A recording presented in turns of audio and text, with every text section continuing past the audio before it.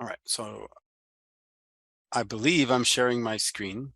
I believe you can hear me, and I believe I am recording. So let's get rolling. Does anybody have any thoughts on what you would like to do? Right?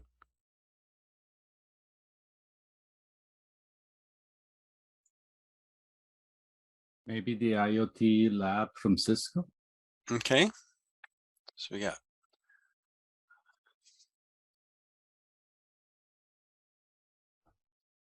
I'm okay with that. Yes to all. Yes. That's my problem, right? I just want to do all of it. I just want to make sure we're doing something that everybody will get some value out. I think actually most of these labs you're going to get value out of regardless of which one we do. So part of my thinking was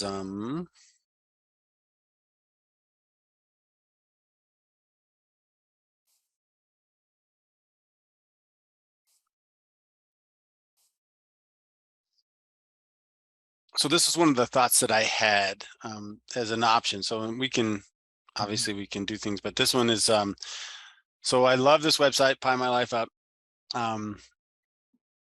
and I thought this would be fun. This is a self-hosted Bitwarden, so it's a password manager that you would actually install and run on your Raspberry Pi. So I think that from a student perspective, that'd be pretty cool to kind of build that and run that. I know in my I can't remember. I think it's my server class. There's an exercise where they do they fire up a password manager. I think there's one in the cloud class as well. But so they're running the cloud-based password managers, but this was something I thought would be kind of interesting. So that's kind of my thought. One of those, that one, and then like you said, we on Netacad, we could do the wired or the IoT project that's in the course, right? So so that's another good option.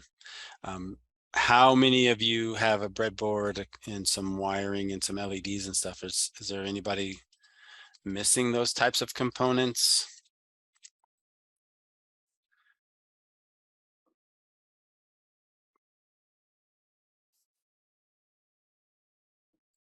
And when you say the VB tools, what are we talking about? We're talking about. I look at that and go Visual Basic, but I'm pretty sure that's not what you're asking.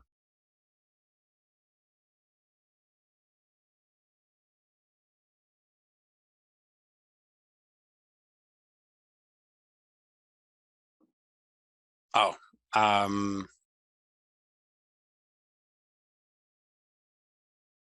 a Raspberry? I haven't. Can you run VirtualBox on a Raspberry?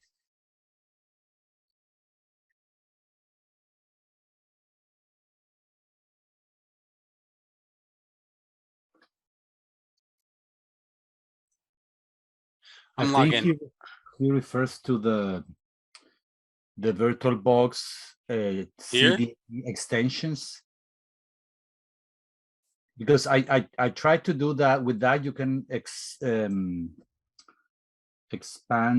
the windows, but I got error messages on the two virtual machines we created. Okay. And,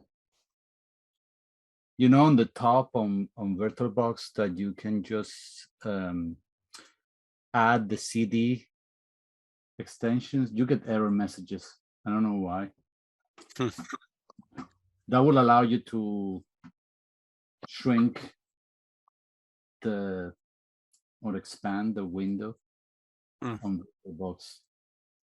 What is something about the two virtual machines? I mean, the Kali and the Metasploit. Right. Get error messages. I don't know. Yeah, I'm not sure. The OVAs were created and provided by Cisco, right? by Cisco, and they're not. Really, they're not. They're not like a I don't know. Maybe it's just a standard Kali installation. I kind of think it's not, but like I think something's been modified to it before they made the OVA or before they saved it. I don't know, but okay. I'm trying to understand. So they did it in the terminal. Okay.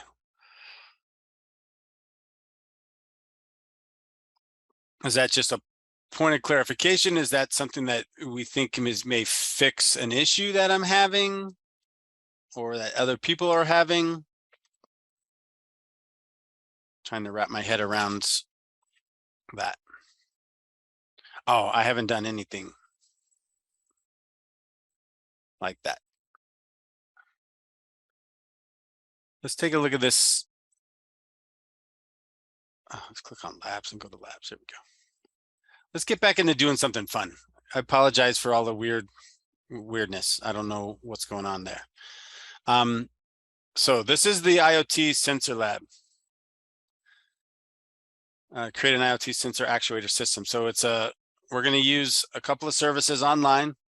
We use a Raspberry Pi. We're going to do a little bit of wiring, and this is a pretty, straightforward 2 light wire, 2 lights, 2 LEDs, a couple of resistors, and using code that's provided to us in this lab, we'll be able to, and actually you'll have to set up a button on your IFTT or on your phone, and you'll press a button and you'll change some lighting, right? So I think this will be the extent of the IoT as far as projects are concerned. The rest of the projects are all more cyber pen testing, kind of related. But I did see yesterday there was lots of hope to go and see this. So this is in the IoT security course, and the reason it's in the security course is when they get to the very end, they ask the students a lot of questions about, like, they're thinking about what's the attack surface and what's the vulnerabilities and how could this be compromised, that kind of thing. So they're starting the conversation here, having the student look at a solution, look at a system, look at a set of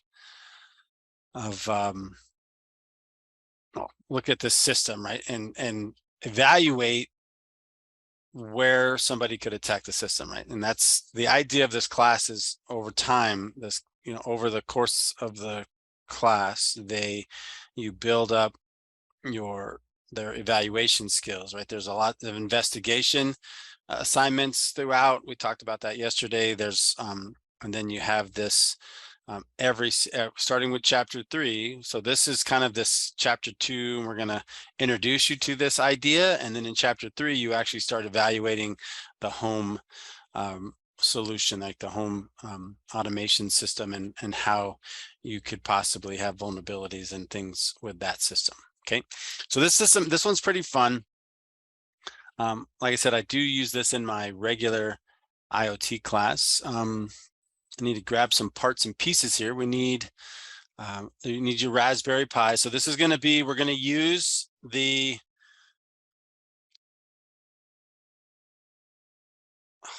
this is where, so I have a concern now. So, right, somebody, and I don't know if it's in my chat any longer, right?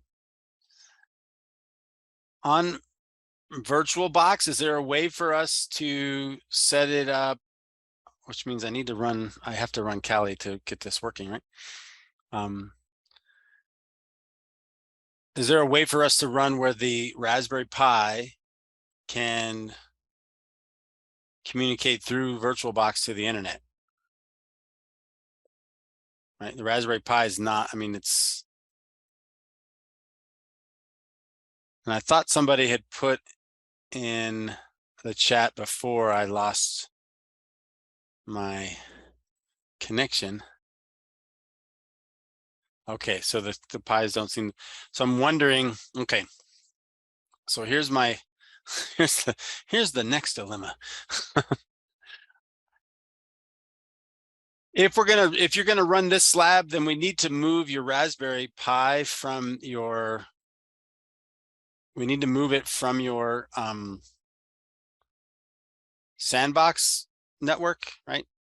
We need to move it to your regular network because it needs to have internet access. It can't connect to this service right here without internet access. Again, that the assumption on my part, I gotta fire up the tools that I need to use to do this. So I'm going to do it. And if we have a problem, I apologize. I'm a little flustered. I don't like it when computers don't work. I think I mentioned that earlier. And I don't normally have these kind of problems. We very rarely have issues. Or I very rarely have issues with this kind of thing. Kerry, it was Yeah. me who asked that question. I was wondering if we could have two NIC cards on the Kali VM and then use routing on Kali to forward to have access to the internet. Is it possible to do that? Haven't done that myself, but I think it should be able to do that. Sounds like it would be possible, right? I mean, I have adapter 1, like I could do adapter 2, right? Enable adapter 2. Right, so would it be abridged? I selected bridge, but I'm still working on the routing part of it. Okay, so we got these two pieces, like, so there's a bridge, right? That one to this one. And then once you fire up Kali, then you would have to use, whatever routing software is available within Kali, right? It's a Okay. Linux distribution, so there should be some.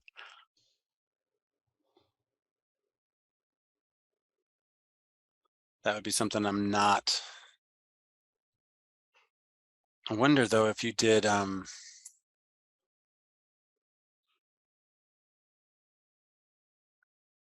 NAT network would work. It's possible. So the other option, right, to do this quickly would be to just move the Raspberries over here, right? Or plug this switch directly into this other network, which we've done before, or I've done before, just as I was testing these things. But why this lab needs the PL app? I mean, can we, like you say, put a regular Raspberry Pi like the other one and do this lab without going to the PL app? Just use a Raspberry Pi or so the problem with that is that a regular Raspberry Pi doesn't have IPython installed. That's the Jupyter notebooks. oh, We'd also have to install Dweepy oh. to get this to function properly. I think if we did those two things, we'd be all right. And well, this one's only going to clear output, right? So from IPython display clear output. So that's only going to show, or that's only like if we're showing something on the screen. So let me look and see where do we use clear output? Maybe down here, right? So that's why, right, why we're using this particular old Dweepy. I don't see all true, new tweet, created old. Do you see anywhere here in the code where we're calling clear output? Right. So what we're looking for, Dweepy's easy. We can install Dweepy. Pretty sure it's apt-get install Dweepy. Like 99% sure that that's what that is. And then this one right here, from ipython.display, import clear output. So we're looking for clear output somewhere in the code that's not commented out. And I don't see.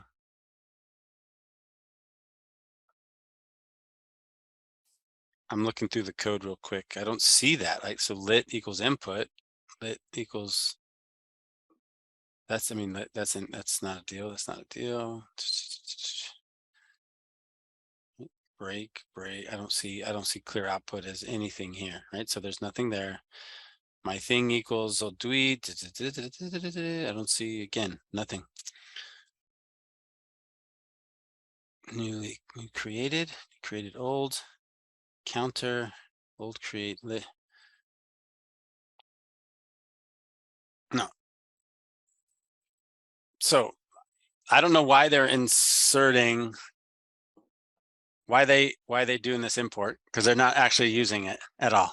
I don't see it being used anywhere in the code. So if we install Dweepy, we should be able to copy the code from this, right, from this lab over, right, which is, that's completely possible.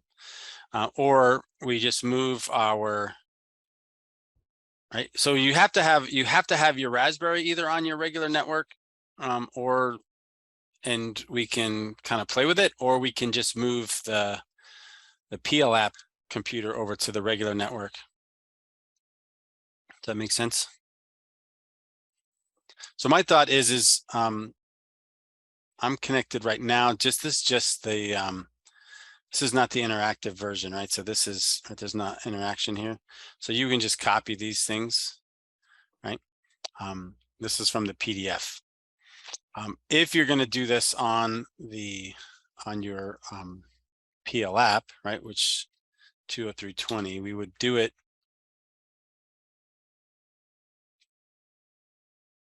Maybe we wouldn't do it from here. Oh, I don't have my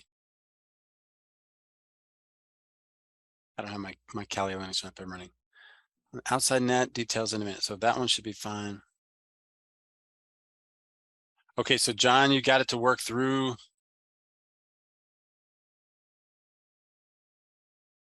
the VM.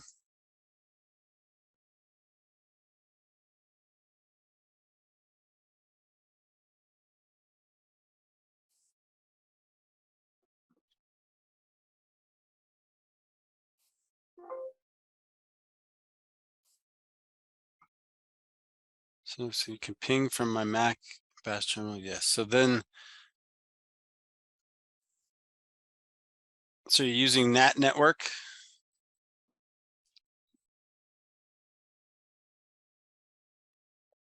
And then that says clone. It's not the, we're not using that from the, not the Kali, right?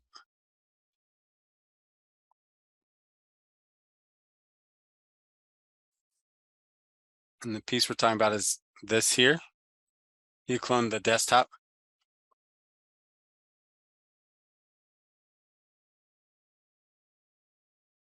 All right, so. Yes, I cloned my Raspberry Pi desktop just so I couldn't totally cack it. And using the local NAT network gave me an IP address 10.02.13, and I can ping out from that and I can ping to it. In VirtualBox. Correct. Okay.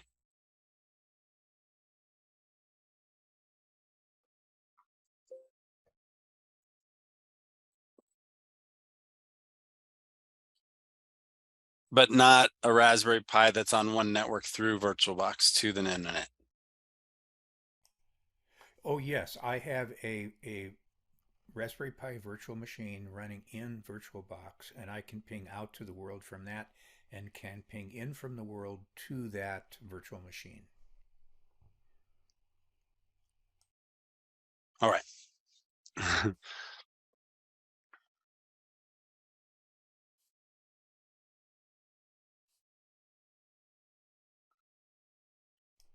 Now this is a clone where I did install the VirtualBox additional tools. Okay. And I did upgrade. So as they say, your mileage may vary. Yeah, and I think, yeah, so so here's my deal. So I'm trying to, I think we're making this a whole lot more complicated than we need to. This Pi right here is the PL app Pi. It has the code on it already, I believe, right? I'm 99% sure that the code is here, right? And if I have it like this, connected to the VM and getting a 203 address, I'm not connected to the internet, so I can't can't do this piece. I can't connect to this. This won't work, right? So we either have two things that we can do. We can figure out how to get, you know, one of these virtual machines here to act as a router and allow traffic from this network out to this network, or I can unplug this computer from this network and plug it into this network, right? Or connect it to the Wi-Fi on this network and disconnect it from the wireless on this, or the wired on this network. If you already have it over here, we're okay. I just want to run this lab without, I mean, if you're having to clone a VM, nobody else has that cloned VM. And it's not one of the two that were provided. So that's going to be, we're getting, I don't know, I'm trying to, I think we just need to unplug this and plug it over here so that everybody can like do the lab, right? We have it segmented off in order to avoid, you know, causing issues on a regular network. Like if you were at school, like we don't want to put this Pi on the network and then start trying to hack the Pi or run an FPing on your regular network. I think that's going to cause a lot of issues. That's why we have it segmented off. So here's what I want to do, right? If you have the PL app, and I think I feel like I'm confused because earlier when we were doing the lab, you were supposed to be on the PL app, and I had several people running on the Raspberry Pi OS, right? That's why we missed, like things were missing from there. Or maybe you were doing it in the virtual machines instead of on physical machines, which is perfectly fine, but I just need to be aware that that's what I'm dealing with. And so this here, right? This is a physical Raspberry Pi with the physical Cisco PL app on it. That has the Jupyter notebooks attached to it. So I want to be able to just hit this with the browser and run this lab. That's how we're going to have the students do this lab. Unless you know, later on want to take this and tear it apart and put it on a regular Raspberry, which I have done. It's doable. It's not a problem. And in fact, we can do it twice. I can show you both ways so that we can show you what I'm talking about on how do we convert these things over. But I just want to, to do the lab. If you want to do the lab with me, this Pi right here that has the PL app on it, it needs to be on your regular network. So, and I know some of you already have it on your regular network. Mine was not on the regular network. So I'm going to actually grab a cable that I know is on the regular network. I'm going to disconnect my PL app from my sandbox network, and I'm going to plug it into my regular home network, right? The network that's on this side of the of this diagram. Okay, I'm going to move this out of the way so that I can then open up the PL app launcher, and you can see here that I now have an IP address on my regular network. Okay, so that's one of the nice things about the way this is done, is if it has DHCP available and it picks up an address, it's usually pretty quick to show. Okay, so now I have my PL app Raspberry Pi on my regular LAN in my house. If I click connect, nothing will happen. It's been my day. It opens up a browser for Jupyter notebooks, allows me to log in, right, using the password that I set when I set up the device. Okay. Now that I've done that, I can go to course materials. I can go to IoT security. I can go to chapter 2, and I can go to create an IoT sensor actuator lab. All right. So now we're looking at the same lab that I was looking at over here. This is the non-interactive HTML copy of this lab. You can tell because there's not a start button on these cell codes. Over here, I'm in an interactive Jupyter notebook where I can press the play button and this code cell will run. Okay, it's the same thing, except this one's interactive and works. The other one is not. Okay, so in order to do this lab, that's going to be the best way to do it. You need your PL app Raspberry Pi on an internet connected network getting DHCP so that you can then access it from the PL app launcher, right? If you want to do this differently, I'm not going to stop you, right? You can do it on a virtual machine. You can, right? I think if you do it on a virtual machine, you're going to miss the physical aspect. You don't have the GPIO pins, right? You can't do this part of that, which is the whole point of it, is to press a button here and these two lights to change. So this is really a physical Raspberry Pi lab, okay? All right, so I'm going to go with the assumption that we're using PL app and moving forward with it. If you want to do this on a regular Raspberry Pi, I think you just need to do an apt get update apt get install Dweepy, and Dweepy actually may be it may be a pip install.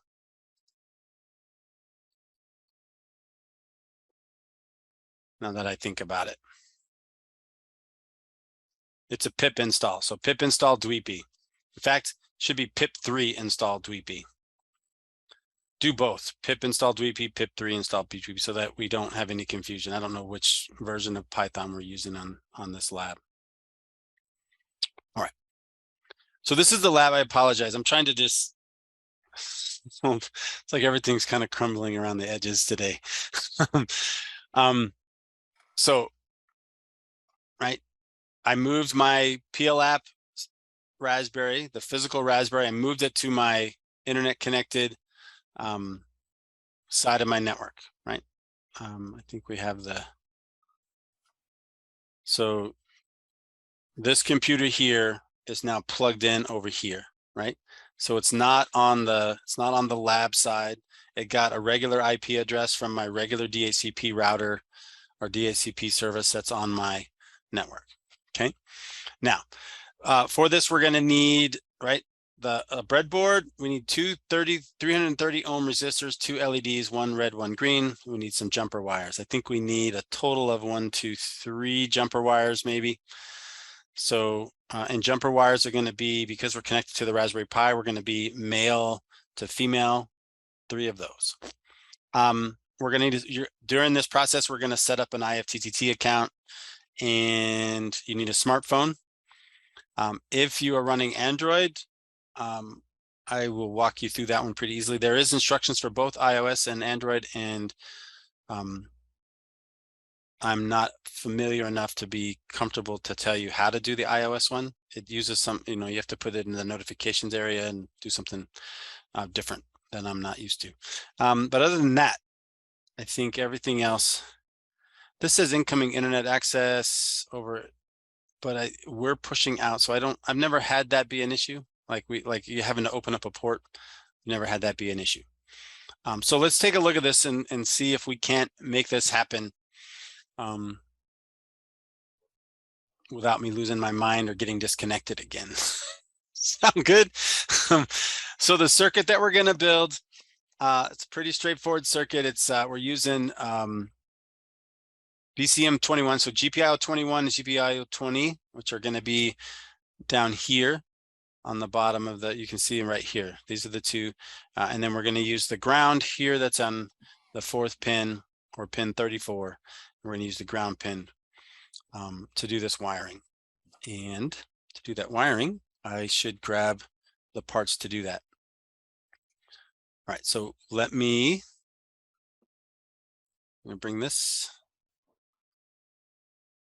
So there's that. Bring this over here, and then let's move this out of the way for a second. All right, so we need, it's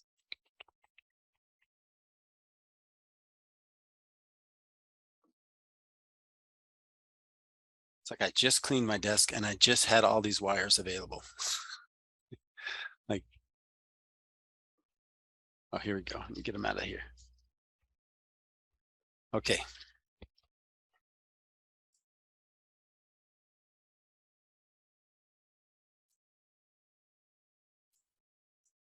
So there's 1, 2, 3 wires.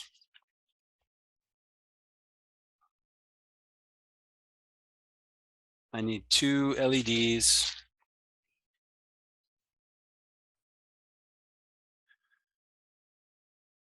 So I have one here. I'll pull that off of another thing we did the other day. And here's a green one. And I need one more resistor. So there's my resistor. Okay, so three jumper wires, 2 resistors, and and 2 LEDs. I'm going to abscond with this breadboard. I'll take this out. I'm going to leave the Pico in there for now. But the LEDs, right? So if we follow the diagram that's over here on the right-hand side, the bent leg there is the longer leg. So if you're looking at, this is an LED, and if you pinch the legs together, you see one of them is longer than the other there. Okay, so the long leg is the bent leg, right? So the way they're wiring this is something like this. So we got long leg, yeah, so long leg down. We'll do it that way. Okay, so there's, and then the green one, I've got the long leg, so we're going to move it like that. Kind of push here. All right, so I'm going to bend these over so you can kind of see, you can see in there how they are plugged in. Then from the short leg on both of these, we're going to pull some resistors over here to a common row. So this one's bent pretty tight, so I'm going to bend it out so that it'll fit from the short leg here all the way out to the short leg, or the other resistor leg over there. So made it kind of wide. Plug that one there and that one there. So what I've got on my wiring here is short leg is, I'm touching the short leg with the, and then this leg here is in the same row as the short leg, and then here's the short leg on the red one, and this leg here is on the short leg, the resistors leg, and then the 2 resistors are both in the same row down here on the end right there. Okay, so that there, and then so we'll use the orange wire to be the ground wire. So we got the ground wire there. Oops. Ooh, I do not like that at all.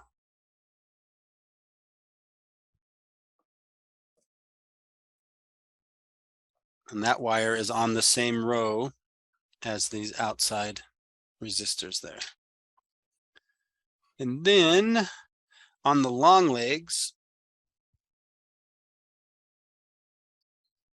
on the long leg there for yellow, oh, let's do green. Wow, these cables are terrible. What is going on? Is there a new pile of cables are not very good. Not good at all. Let me find one that's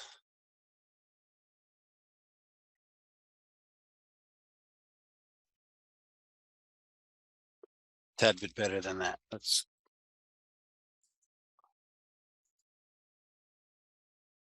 okay. All right, so I've got a red cable for the red wire with the red for the red LED. And I got a green one for the green LED. The colors don't matter, it just happens to work out that way today. Okay. So I've got this wired according to the diagram over here on the right-hand side of the screen. The long legs, right, which are the 2 on the right here, those are connected to these 2 wires. The short legs, which are the legs on the left of the LEDs, those are connected to the resistors. The resistors are then connected to a ground wire, okay? on my Raspberry Pi, which I can't get any closer. So I'm going to move you over here. So here's my Raspberry Pi, and here's my LEDs. Okay. On this diagram, the red cable is going to go to 21, which is the last one there. The green cable is going to go to the next to last on the outside. So these are the outside. If you can see that, you can see the pins right there, right? And over here, right, I've covered up the last two pins. So 20 and 21 are these last two pins. And then the ground wire, I believe, is the fourth wire. So 1, 2, 3, skip one, and we go to this fourth wire there for the ground wire. Right. So then that's going to be the wiring for this particular solution. Let me turn off that light so we can see that a little better. Right. Okay. All right. So what I did right there is I wired that according to these instructions here that are on my little Cat5 cable, getting a little feisty there. And everything moved out of the way. That's awesome.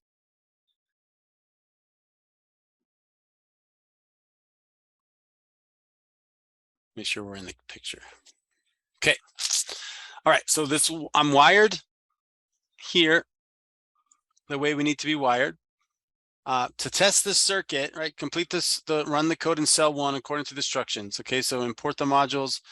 So this is going to import the modules that we need. So then how this works with the PL app, right, in order to run this little code, which is going to import DWIPy, import RPI, GPIO, it's going to import IPython display and import time, right? So I just hit play, right?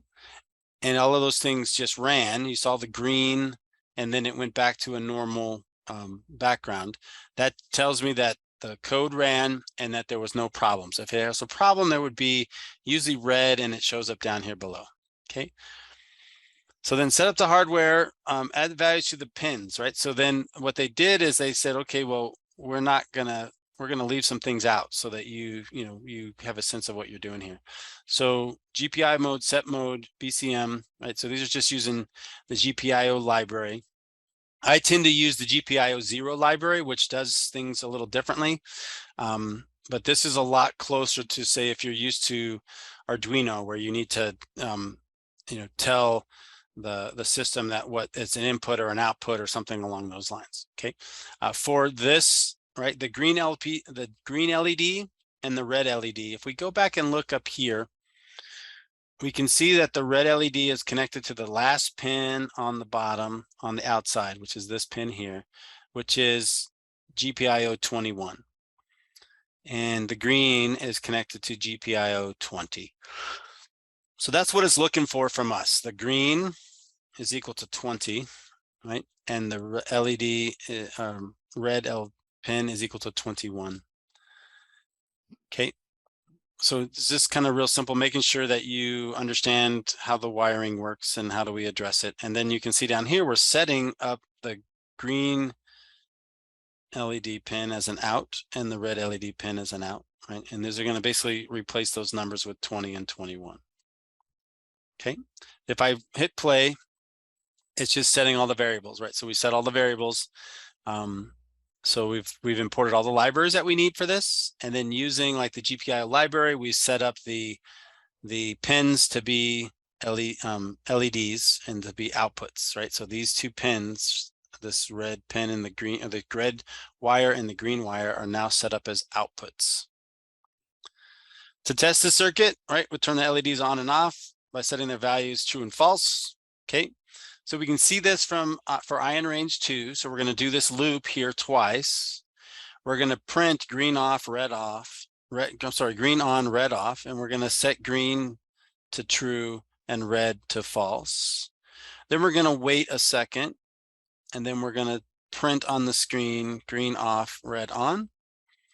And we right here need to add values. Okay. So to turn the green off, we would simply put in the word false, right? And then to turn the red LED on, we would give it the value true. Then we're going to wait a second and we're going to do it again. And then once we drop out, it should turn off the red one, right? Because the very last thing we do is turn off green and turn on red, and then it'll drop out with the red one on and we'll turn off the red. So if we've wired it properly, if I've wired this circuit properly, and I've done the code right and I've told the right pins, then we should see these lights flash twice, right? Back and forth, and then turn off. So there's the green, there's the red, there's the green, there's the red, and then it should turn off. Okay. And it did print down over here what it was doing as we were going. Okay. So that tells me my circuit here is working, that it's programmed properly, that I addressed the right pins, that I've got the output set properly, that I did the true and false in the right format. So I'm able to move on. One of the nice things that you'll see with a lot of the code presented in the PL app, right? There's not a lot of code in the PL app in this class because we do a lot of stuff with Kali Linux instead. But the code presented in a lot of these classes, it breaks it down into small pieces. Like instead of doing that and then jumping right into setting up IFTTT and setting up DWIPI and doing all these other things, it's like, did I get this part right? Right? Let me get this part right first, and then I can set that aside because I know that piece is functioning. And then I move on to the next piece and I get that piece to function. And then I move on to the next piece and I get that piece to function. And then I start to add them together. I get the first piece and the second piece to work together. And then I get the first, second, and third piece to work together, right?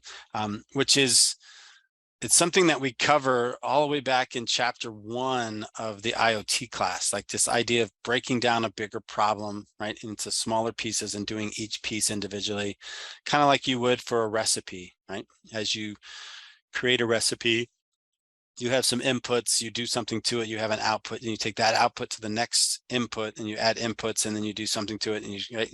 The idea that we continually do that. So you'll see that happen a lot in these labs, where right now we've done the physical side of it. We're good. It works. Set it aside.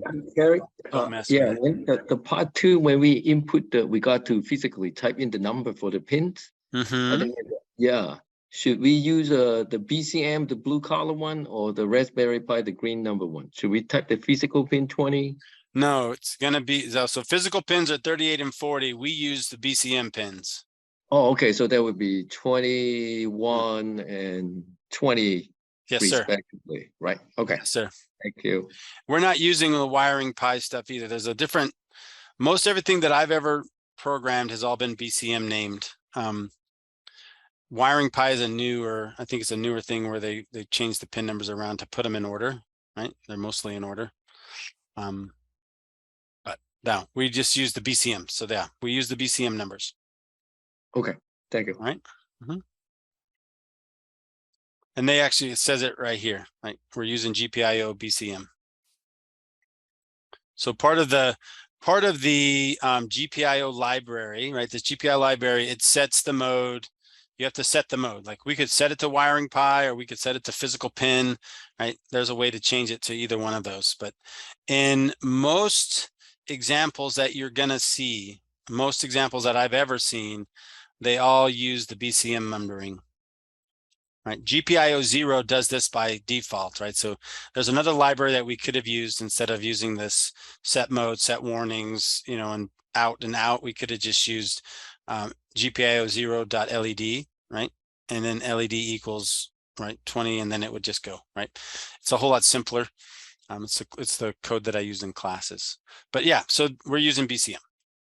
Okay, so the next thing is you've got to have an IFTTT accounts, right? So you've got to go out to their website and set up an account. You can do I think when we did this, no, I think, yeah, use if you have a .edu account, use the I don't think there's an issue here, but I know like if the initial state, there's an issue, you need to have an .edu to get the educational version, which is the free version. So I'm just going to log in. I've already got an account done, but if you don't have an account, you can go through the login or the setup process.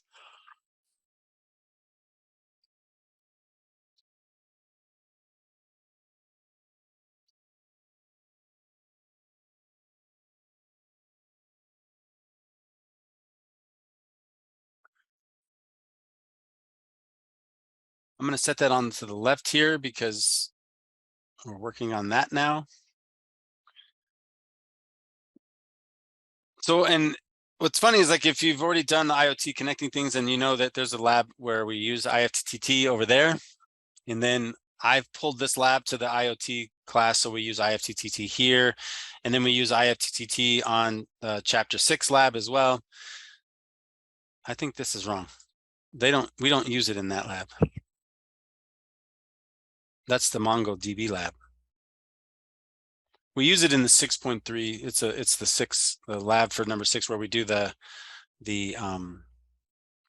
photo resistor, right? To set the time on the calendar. Anyways, we need to get an account. So you got to go create an account. So register for the account. If you do not have an account, sign up, right? If you already have an account, just log in. And we need to create an app, right? In the IFTTT. So I'm going to pause here for a couple seconds. So if you don't have an account, you can get that set up. Otherwise, right, you'll be trying to catch up and it won't be good. Has anybody that's doing the physical connection, that's doing this lab with me, were they able to get to this point where these things flash back and forth? Are we running into any problems there? Right? Did we get the on off and then we turn, add the true and or the false and the true?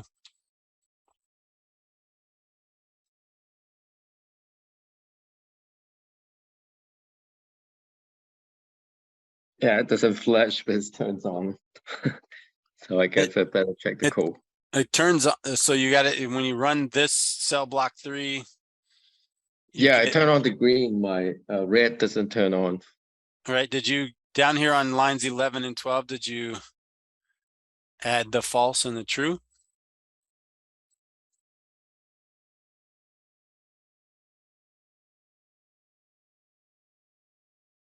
I type in the pin number. So the pin number goes in cell block 2 on line 10 and 12. Down on lines 11 and 12 in this block, right? We're telling it, we already know the value of this, right? They already know the value. They're grabbing that value from here. Right. So we need to tell it to turn off, which is false here. Oh, okay. Does that make sense? So right here, we're telling sense. it like, hey, turn the green light on and turn the red light off. And then we have to say, turn the green light off and turn the red light on. And then we'll cycle through that. Yeah, it works now. I think I typed in the wrong place. All right, no worries. Yeah, no worries. And then I'm looking at the thing. I'm going to jump down to part 4 real quick. Not because I want to skip over all this stuff, but somebody's having an issue. So prompt to create. So you said this one works and then part 2, not so much. So on part 2, did you put in the name of your thing right there?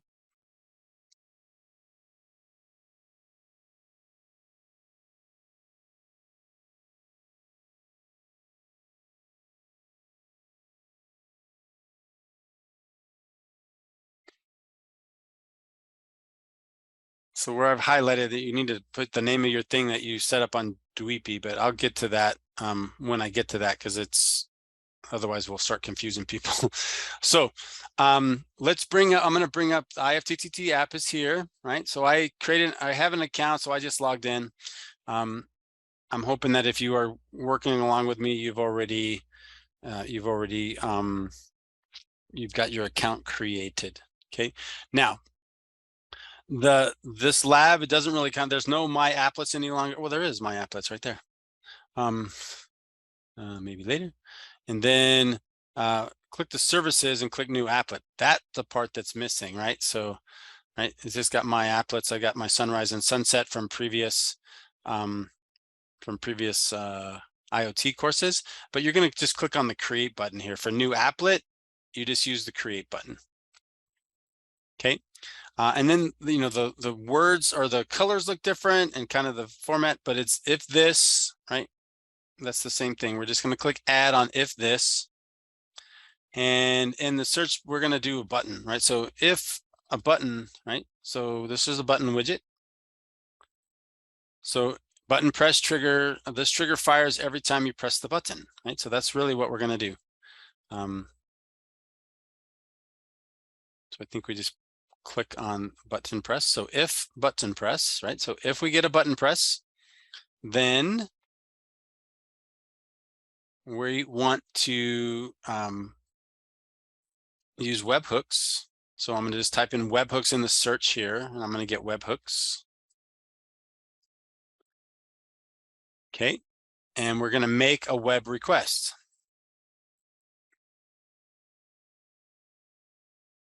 Okay.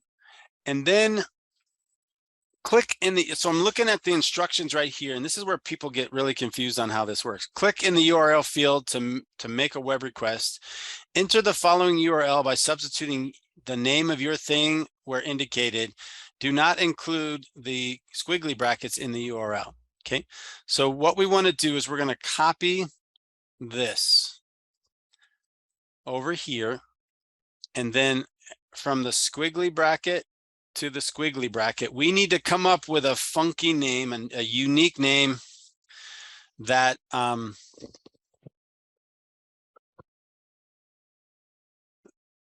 because we're not going to actually go out to Dweet and tell it what this is. We're just going to make something up, right? So so Kevin is the best minion. Minion, I spelled minion wrong. There we go. All right, and then I'm going to get rid of all of this stuff here up to that point. So I have named my Dweets, my thing is Kevin is the best minion. Kind of like Carl, but whatever. Is the best. I'm writing it down so I don't mess up later on. Okay. So that's what I'm going to name it, right? Don't name yours the same, right? Because then we'll be conflicting. You got to pick a different minion for yours. Right?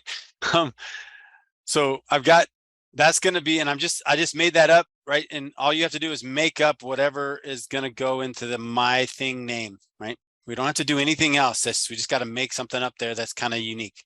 Okay. And then we want the method is post, right? So I'm looking through this little piece here. We're making a web request. This is my URL. I want to make a post, and we're going to use application JSON, and we're not going to do anything else, right? And we're just going to hit create.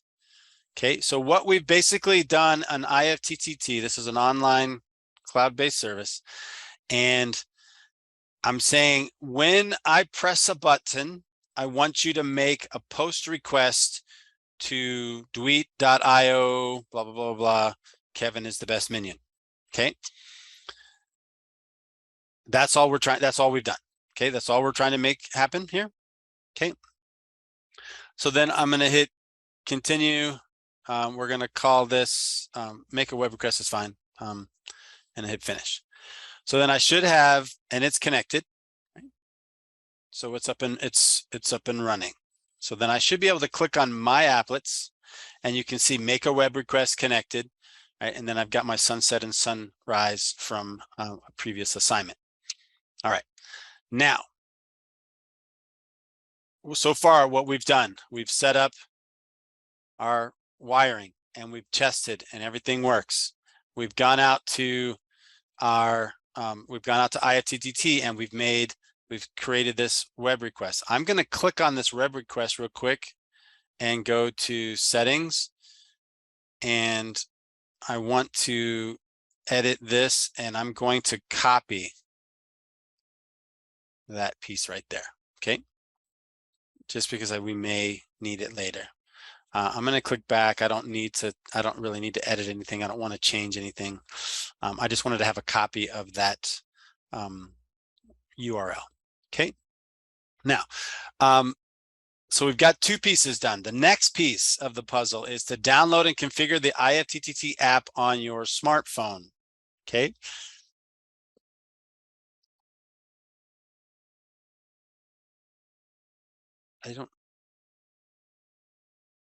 Okay, so whoops, camera's wrong. So I have it, right? I have the app right there. My focus is not very good, but I have an IFTTT app already installed. So you're going to go to your Play Store or your Apple Store or whatever app store, and you're going to get the IFTTT app. Okay, you're going to install it, right? And then, and this one sits on the smartphone. So this is from the Apple Store. They're kind of walking you through how to do it on the Apple Store, and then and that's on an older iOS, I believe. There's the newer or 9.0 or higher. You're going to have down here. If you're on an Android, there's instructions right here. Okay, so now that I've got that app on my phone already, right? So it's right there. I'm trying to get in the screen here. There we go. I'm in. That's it there. For me, right? I can go to here, and I can go. I just long press, and I can go to widgets, and then I'm going to find IFTTT, and I'm going to put a small button on my screen. Okay. And then I believe at that point I've got to connect it to, let me go log into my, whoops, that's not the right account. Let me log into my IFTTT. I'm doing the login off screen, right? Because that's the best way to do this. But I showed you, I already had the app. If you download the app, and then if you're on an Android, you're just going to create a widget. If you're on an Apple, an iOS phone, you're going to have to do like, it's a notification thing. I'm not very good at it. So, and I think most folks that have Apple understand the whole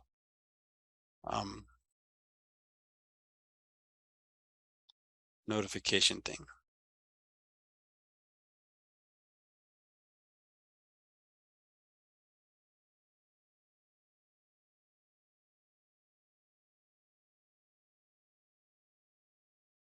Oh, I think I just messed up.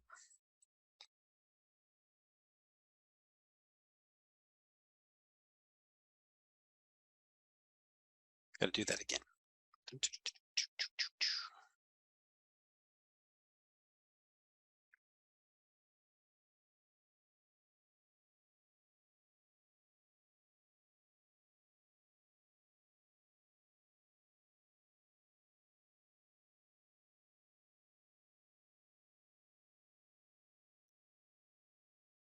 It wanted me to log in, and then it acted like it was creating an account for an account I already have. So I need to go and, yeah, it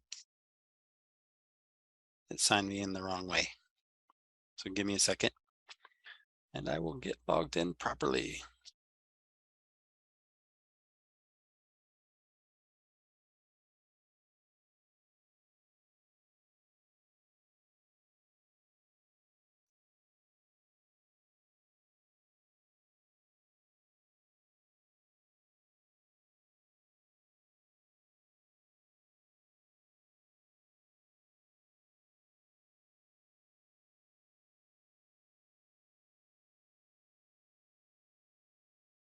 So it's going to ask for some permissions, right? Do whatever you are comfortable with.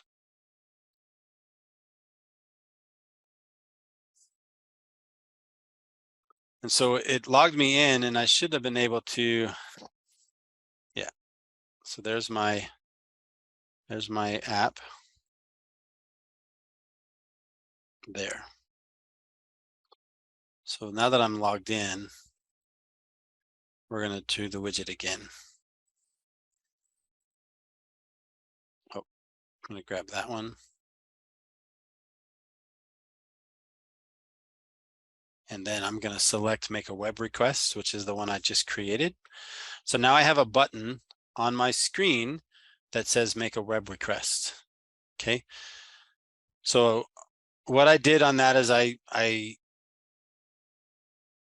for Android, right, I long hold widgets, and then I find IFTTT, right? And then I drag one of these widgets out. So I just click and hold it, drag it out, and it'll force you to log in. And when you log in, it'll give you the make a web request, because that's the applet that you have created that will run this. All right. Okay.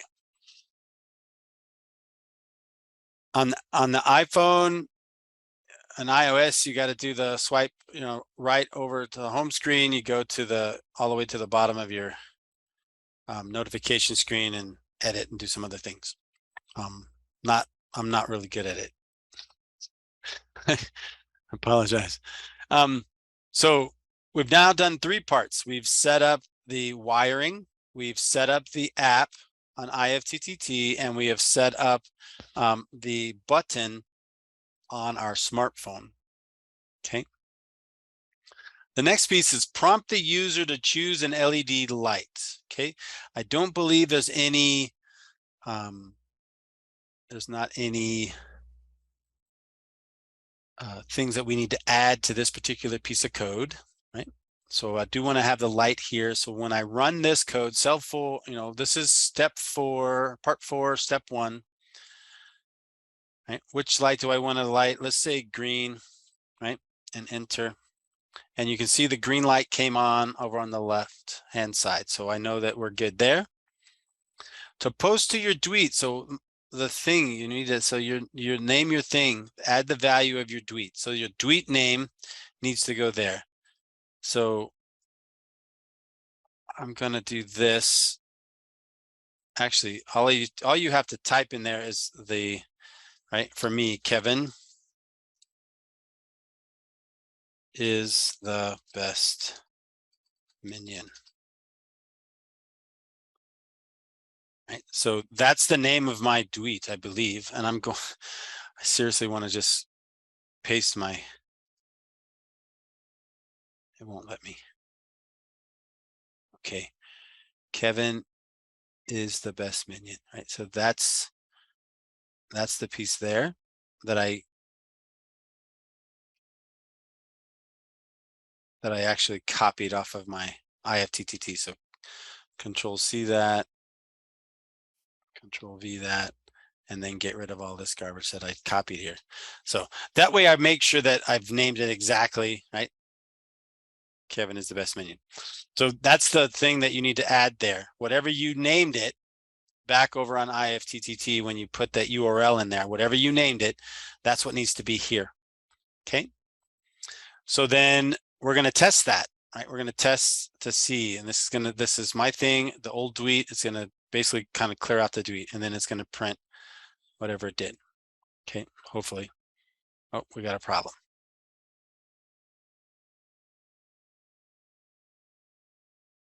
Remote close without a response.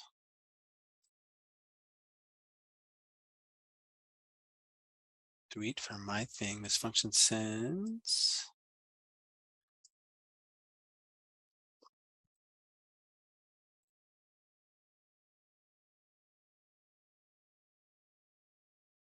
I wonder if tweet or dweepy changed how they do things. Remote end closed connection without a response during handling exception.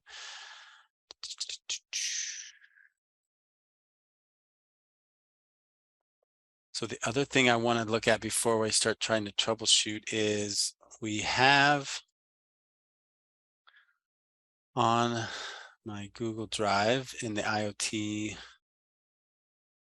security course, we have this course issues.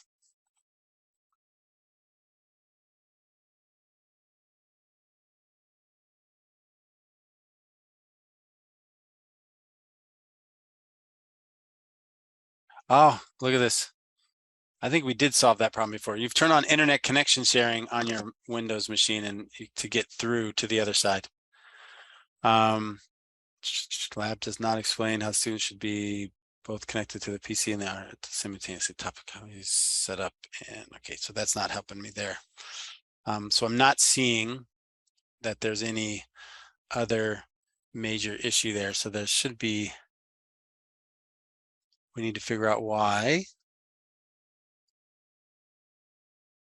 we're getting that error now. So this could be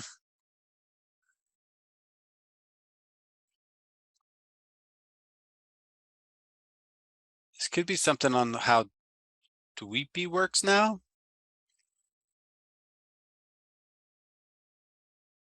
Like, are we sending it wrong now? Then maybe what's going on? Send a valid response, remote and close while responding to and handling exception, and an exception occurred. Protocol error. Okay, so now this used to be nice and easy, and I reran it in the spring and didn't have a problem. So I love how this works. Simple Python client. So let's take a look at Dweepy, easy install Dweepy, get clones, Dweeping. So we're going to Dweep, import Dweepy, Dweep, some key, some value. So Dweepy, Dweet _4. My thing, right? And then this is that's the some key, some value. I wonder if this right here needs to be not 4.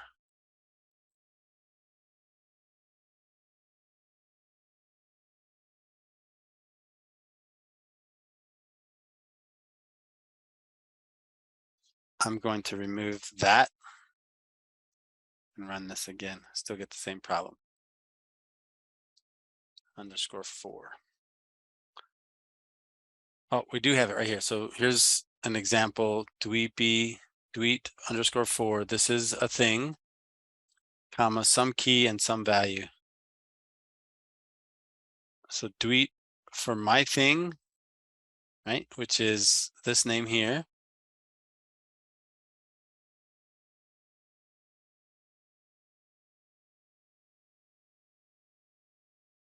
Get the latest. Yeah, so those look fine. The code looks fine, but it's kicking back problems. So what else could be the issue? So what is this code? What is this code doing? Up here, we just changed the light, right? The light's on, and this code is going to go through and set, right, the value of my thing, which is here. We're setting the value of old Dweets equal to read the latest Dweet for a thing you can call, right? So this is, should it be blank anyway, right? We didn't post one yet. And then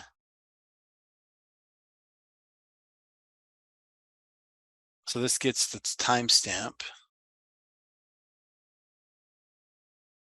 So it should have produced a timestamp is what we're looking for. Print old created. So this whole thing should have produced a timestamp. So there's something goofy going on here maybe based on this here, Dweepy, right?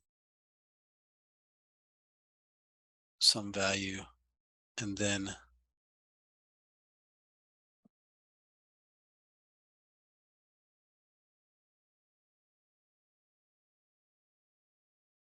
trying to think, like, I think that's the line of code and that's the response.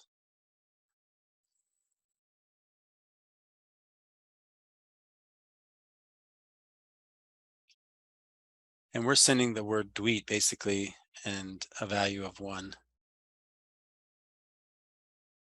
And it should have responded back. We should have been able to pull just the time. So there's something, and I'm connected to the internet with this machine, so that shouldn't be a problem. We've been getting stuff off the internet on this machine the whole time. I'm trying to understand what's went sideways here. This function should send a tweet to, right? Should send a tweet to tweet.io, and this should get the timestamp. But we're not getting this. That's where we're getting the error, right? Is there? We're getting the error on the tweet. Oh, that's when I sent tweet, and this should be tweet 4.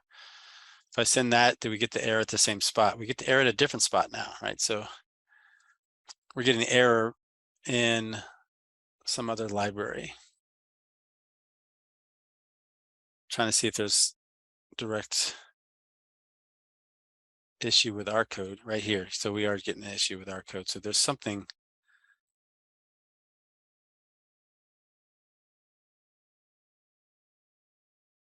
Tweet underscore 4 parenthesis, whatever you're going to send. I wonder if it's not thinking that that's a string value. Maybe. So that's one thing we could try.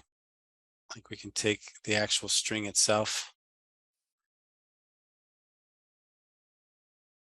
I don't think that's going to do it, but I'm just curious, right? If I'm not mistaken, they use singles. The example uses singles. I don't think it matters, but we're going to use singles just in case it matters.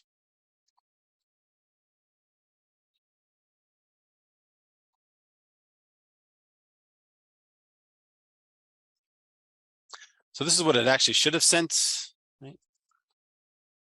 Okay, and it didn't like it.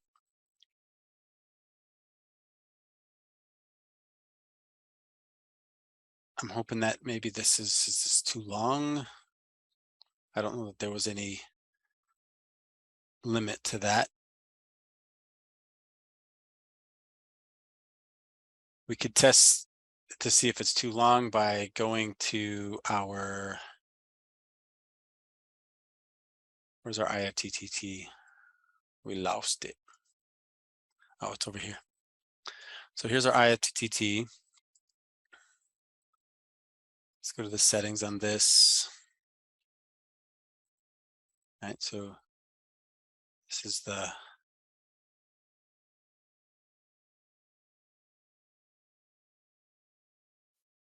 let's change it to Kevin is a minion. Let's go with a lowercase k as well. I don't think that those things matter, but I don't know. So I made the thing a little bit shorter. We're going to update the action there, update the applet. It's connected. And then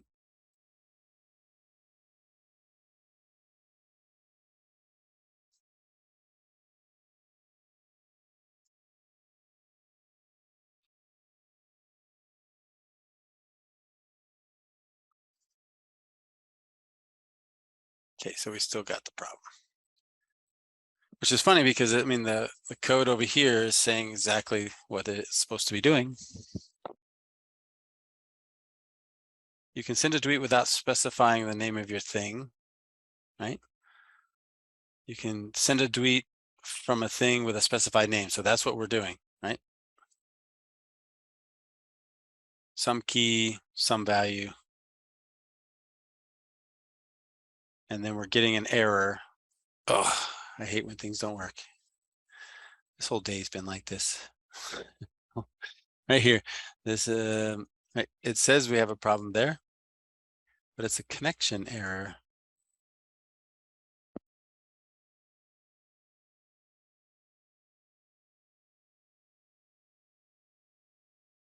That's interesting.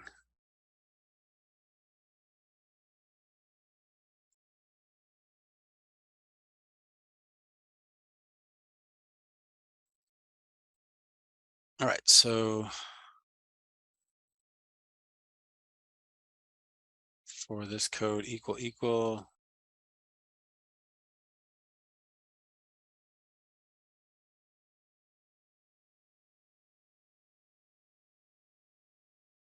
I'm confused. on the question.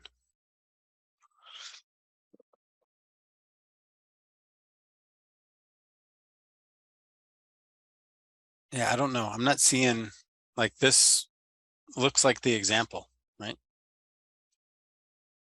Well, that's getting the tweet. This is sending a tweet. So this is exactly dweepy.tweet_4 parenthesis, whatever whatever your specified name is, which we've named, right? Because we want the button to recognize that name, comma, squiggly lines, parenthesis, like that's. And then this line gets the, I'm curious,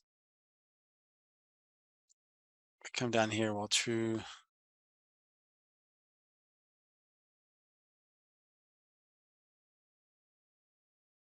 And my thing we've named up here, right? My thing.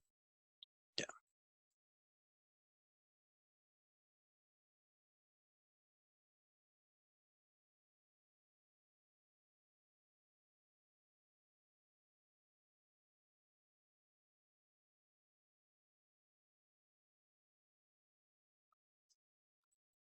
So this will also given us a traceback. So there's something else going on because we haven't done anything here, right? And it won't, well, it's the new tweet, right? Get the latest tweet for my thing.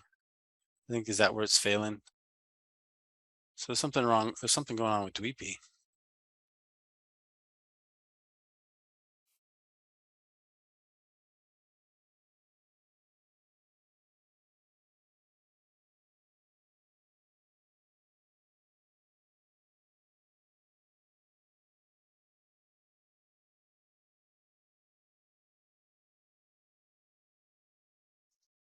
So in the Dweepy code example, so we're tweeting without specifying anything.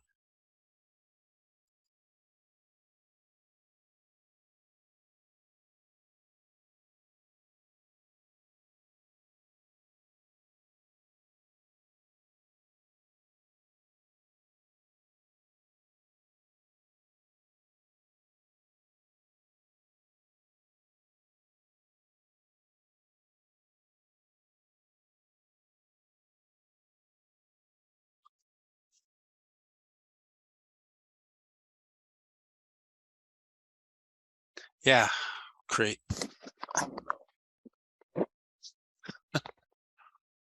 I don't know. I wonder. So on this is.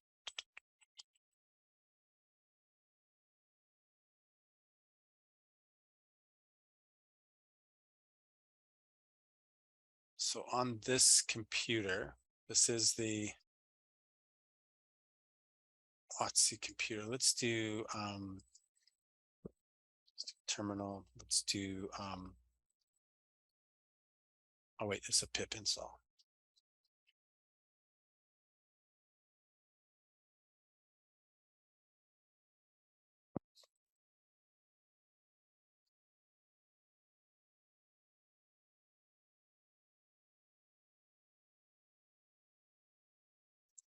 So all of my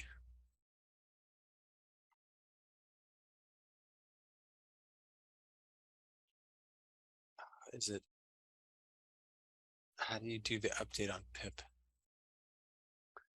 So what I'm thinking right now is I'm wondering if there's something with the version of pip that we have versus the version of pip that's being currently used, or Dweepy, sorry, Dweepy.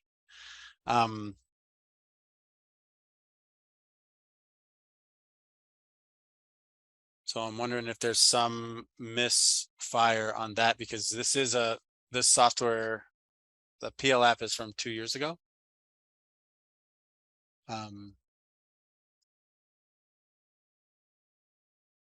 So it's upgrade.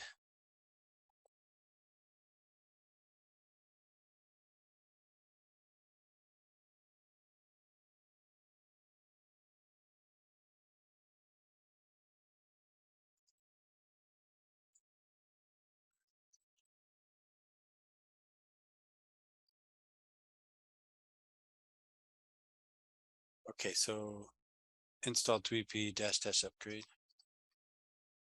Oops.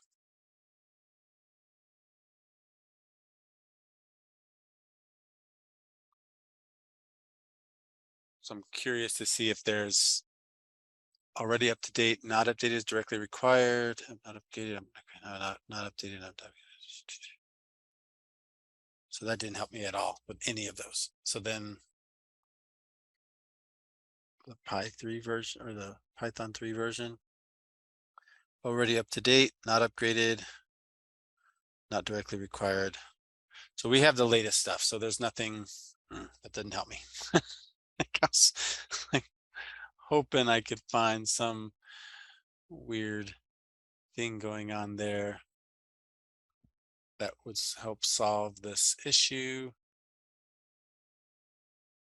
This is one I've been working on, right? Yeah, so this is where we still have this, right? Remote and closed connection without response.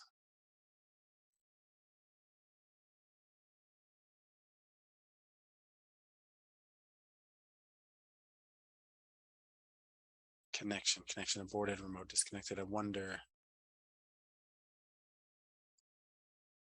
if there's some issue with Dewey.io. Now look at this.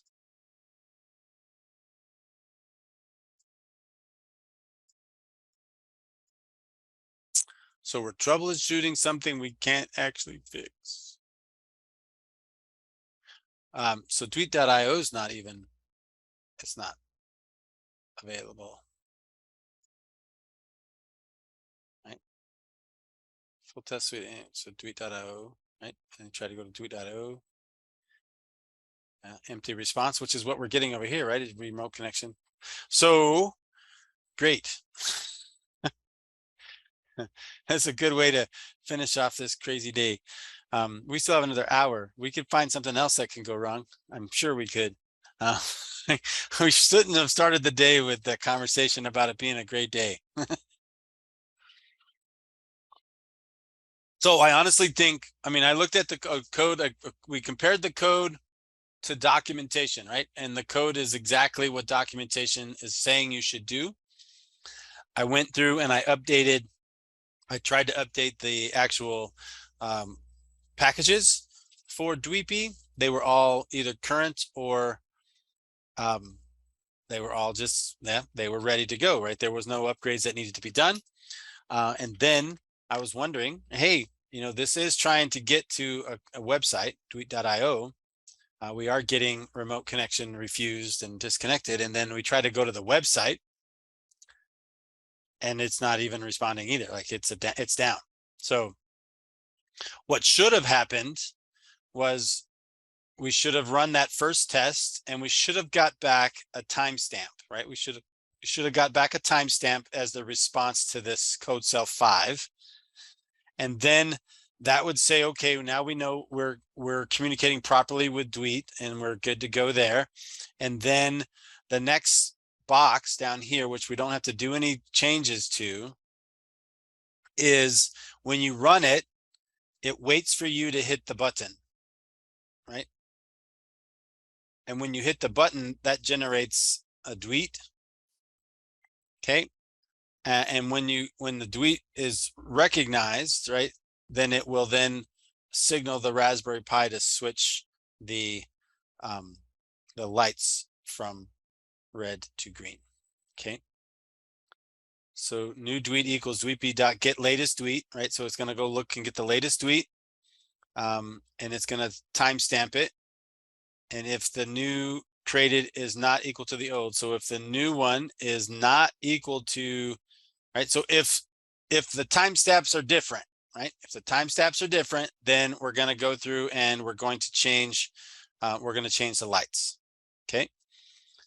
And then it drops back up here and it just keeps comparing, right? The one that it currently has in its, right here, the new created, right? Which is set, it's set right here, right? And it will compare, right? the original one over here, like this one creates old created up here, like go all the way back up to here. Let's do this, right? So that we understand what the code's doing, right? Old created is a timestamp, right? From our original tweet that doesn't work at this point in time, okay? What we're doing is then when we run this code, right? The new tweet is going to be, new tweet is equal to the latest, right? The latest tweet. So it's going to go look, and if we haven't pressed any buttons, it's going to grab the same timestamp that's equal to the old created, but it's going to create a new created, right? So then you compare new created to old created. If they're equal, then we'll skip over the if statement. We'll sleep for a second, and then we'll go back and ask this question again. If at any point you press the button, that creates a new tweet. That creates a new timestamp. The process here replaces newly created with the new timestamp, and when it compares it to the old created, they don't match any longer. That means you hit the button, right? And it then changes the lights, and it'll flip the lights back and forth depending on. That's what's supposed to happen, and that's what usually happens. This is the first time that when we go to tweet.io, right, we don't get a, I mean, the page is not there, right? Or like, does anybody else getting it to work, or is it all, I'm assuming everybody has the same problem, because I'm assuming that tweet.io is offline. And it's not my computer or my network blocking something, which it shouldn't be, but yes, no, maybe so, kind of, sort of. I think it's a problem with the website. Yeah, I think it's the website. I couldn't, yeah. You cannot even get to the website. Right. No So maybe, right, that's a note that we put on the, I'm going to put that note on our, right here, right? So, so this is kind of nice when you have these notes that everybody shares, right? Check that tweet.io is online before you start.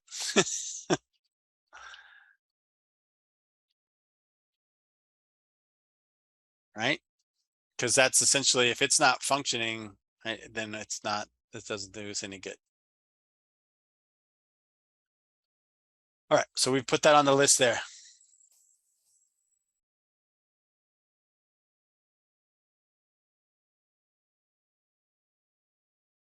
Nice. Okay, so I've got this, where's the screenshot go? There it is. Oops.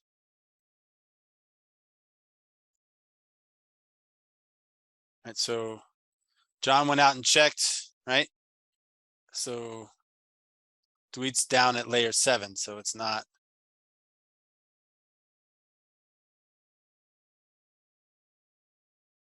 So this would be, that's their site there. Right there. So yeah, there's something wrong on their website, which, yeah, completely destroys my lab this afternoon. So, foiled again. Okay, awesome. Wow, this has been one of those days. Let's just, like I said, let's find something else that can break for us. Let's do that. All right, so that lab, so this lab, like I said, it has normally worked in the past. Like, so maybe I'm hoping that there's a problem with their website and they're going to bring the website back up and we can continue to use this. I didn't see any indications on the GitHub site that there was going to be, that they were going to not do, right, to not do tweet any longer.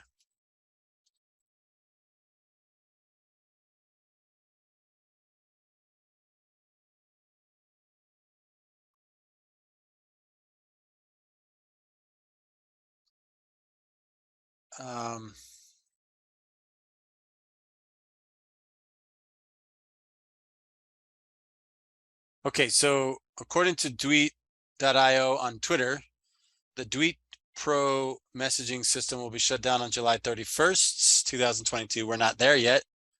The Tweet.io platform will remain active. So there is no, according to that, there's no intention of them shutting it down, right? At that point, they're going to shut down their pro stuff and just leave the other stuff running. I'm trying to look through and see if there's any other news pieces that they're talking about. Nope. Maybe a denial of service attack. Possibly, yeah. Going on right now. Going on right now, and that's maybe messing up me and them, and I don't know, maybe. So it's not available. So, but it says it's going to be available. So I don't think it's going to go away. It doesn't sound like it's going to go away. And it sounds like this code has been the same for the last 3 years. So they haven't changed the code either. So there's not like they're doing anything other than keeping the website running.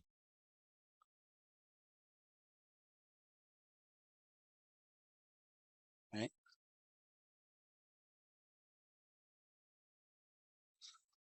Awesome.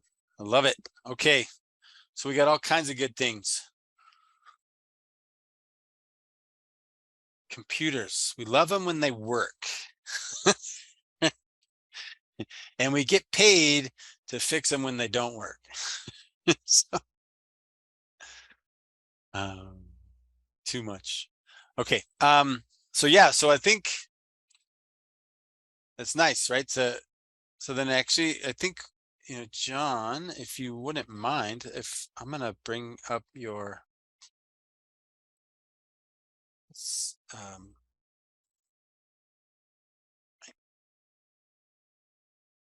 John, do you have a mic, John, that you can walk everybody through what you see here? Sure. Okay. I do, yeah. So what I did was I just opened up Wireshark and I ran it while I went to that site several times. And then I actually opened up the bash terminal and I tried to ping and I just got, it wasn't responding, but that doesn't necessarily mean it's not there. It just means they turned off response to ICMP. Okay. And then tried to trace route, and it kind of black holed somewhere along the line, so that wasn't useful either. But at least it showed me the IP address, so I could go in and I could filter on the IP address and get rid of all the UDP from Zoom, and get down to just that series of streams where over and over I tried to connect, and I just filtered out one stream. So here at packet 3283, we've got the SYN and then the SYNAC and ACK. So everything is up through, layer 3, layer 4 there, client hello, TLS is working, server hello.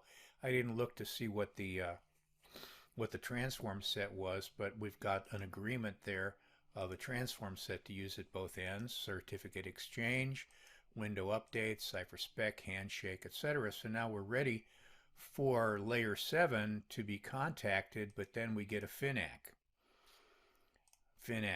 and then that's it for that TCP stream. And that just is the same thing that happened over and over again. So we're successful at getting all the way up to and through TLS, handshake, and exchange, but then there's no contact with some layer 7 entity.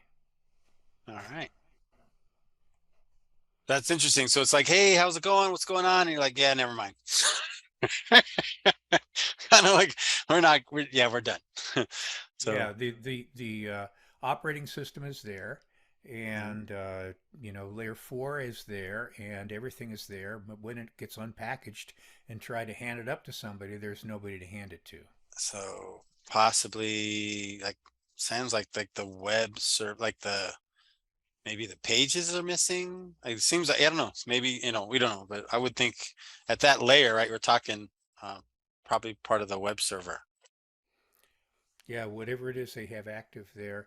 And somebody mentioned, maybe it's a denial of service. It's true. If there were many requests at the same time, then there could be all the seats are already filled, right, for whatever buffer is available for that layer 7 application. Cool. But whatever's going on at layer 7, whether it's just, nobody home, or whether, busy, call back later. I can't tell. I can't help you right now. But we're not actually getting any message from there. It isn't like busy, call back later. We're getting a web page. We're just getting hung up. No reaction at all from layer 7. Okay. So to me, that would tend to indicate whatever application is supposed to be receiving that data is not active. Is not running, right? That's like a service missing or service not running or a container that's offline currently, right? Something like that. Yeah. Cool. I love it. Right. So, I mean, maybe we get, we get some benefit out of something not working. Yeah. Awesome. Well, I just tweeted to them, so we'll see if they come back. Okay. We see what's going on. Hey, like, Up- hey, why up on you guys Twitland. down? Exactly. All right. Cool. Excellent. All right. So let's take a look on, because we still have, we got about, I don't know, 42 minutes, right? 42 minutes. I want to make sure that we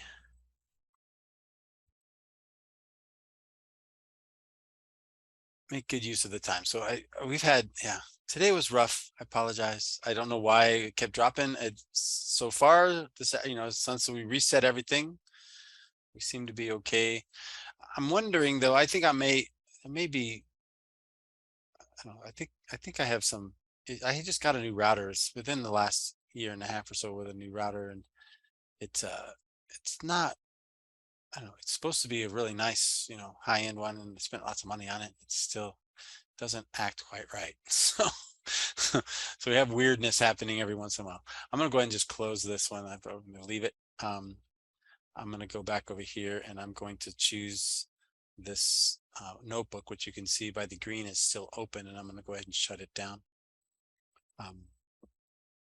So we can get rid of that so that that's not running. I've disconnected from my PLAP machine. I am in the Cisco material here. Okay. Yeah. Okay. So let's do this. Let's shift gears. Let's shift gears. I don't know how far we can get on a project at this point. With 40 minutes left, it took us, the last hour and a half to get to this point with this device. And I'm going to go ahead and leave it connected. Hopefully, maybe we get a response from them, and maybe they get their act together and Dweet comes back up and running. Right? That would be kind of cool. And then we can jump back over into the code and run it real quick.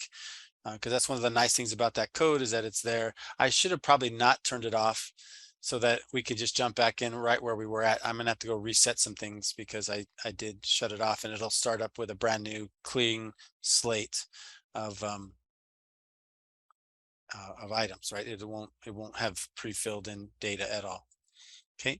One of the other things I was thinking would be fun to play with. Right. I think this would be fun to do. I don't know how much time we have. This is supposed to be a beginner's lab. It looks fairly straightforward. Raspberry Pi, micro SD card, internet connection, not a big deal. Oh, we're going to set up Docker.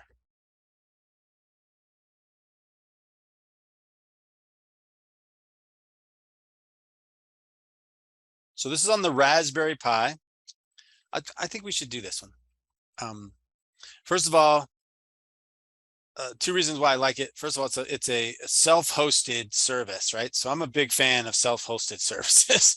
There's a lot of cloud services out there, and we're relying on those folks to keep our data safe and protected and all those kind of things. And I'm kind of old school that way. I like having a file server with files on premise, right?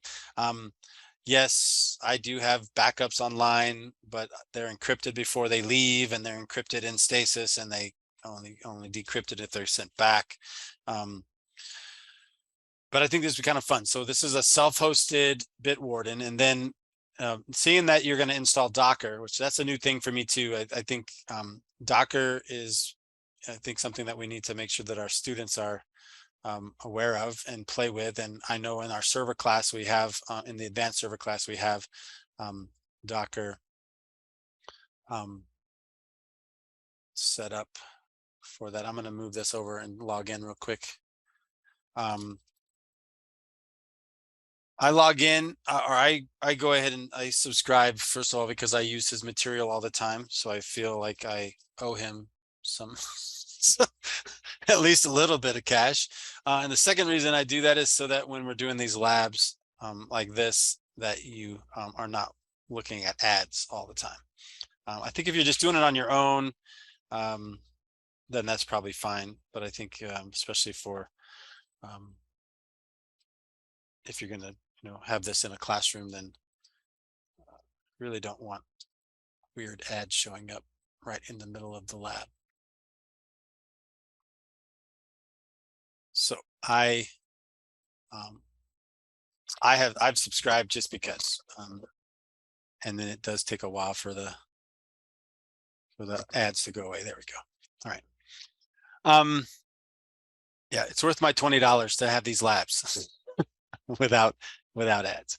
So I thought this would be fun, right? 'Cause we can play with this. I think we can get started. It's 4:23 now. We're gonna do this on the Raspberry Pi.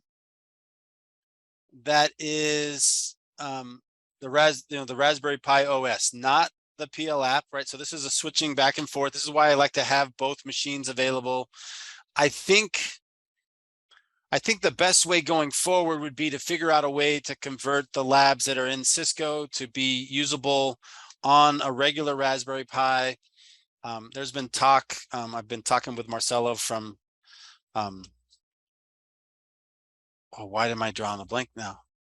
I've been talking with Marcelo and I've been talking with Katie, two other instructors, about like possibly taking all of the stuff that's going away in the Cisco labs and creating similar Jupyter notebook types of things, so we can have all Jupyter notebooks and they can all be maintained, and then everybody can have access to them, so that we can continue to use a lot of these. Really, I mean, I think the lab that we just did is a fun lab when it works, right? When it works, it's really cool, right? You just created a button on your phone that turns on lights on your Raspberry Pi, which is and we could have done it in 45 minutes if we didn't run into any problems. So what I'd like to do, I want to go ahead and get started with this one.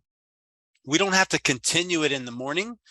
If you don't want to, we can move on to other things, but I think we can kind of come back to this one, right? And we can just kind of put a bookmark wherever we're at and then come back to this one. Or if we're all, liking it, we just continue on with this one in the morning. If you want to go ahead and finish it tonight, that's up to you. I'm not going to stop you. I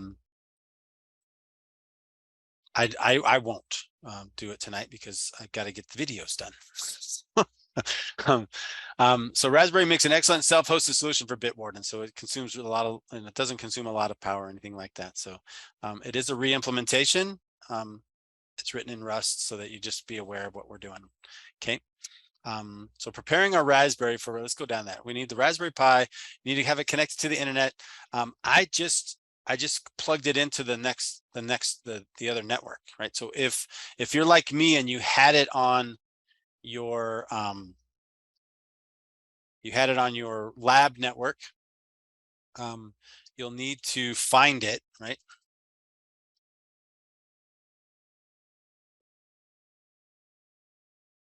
Right, so there's my machine, right? So .171.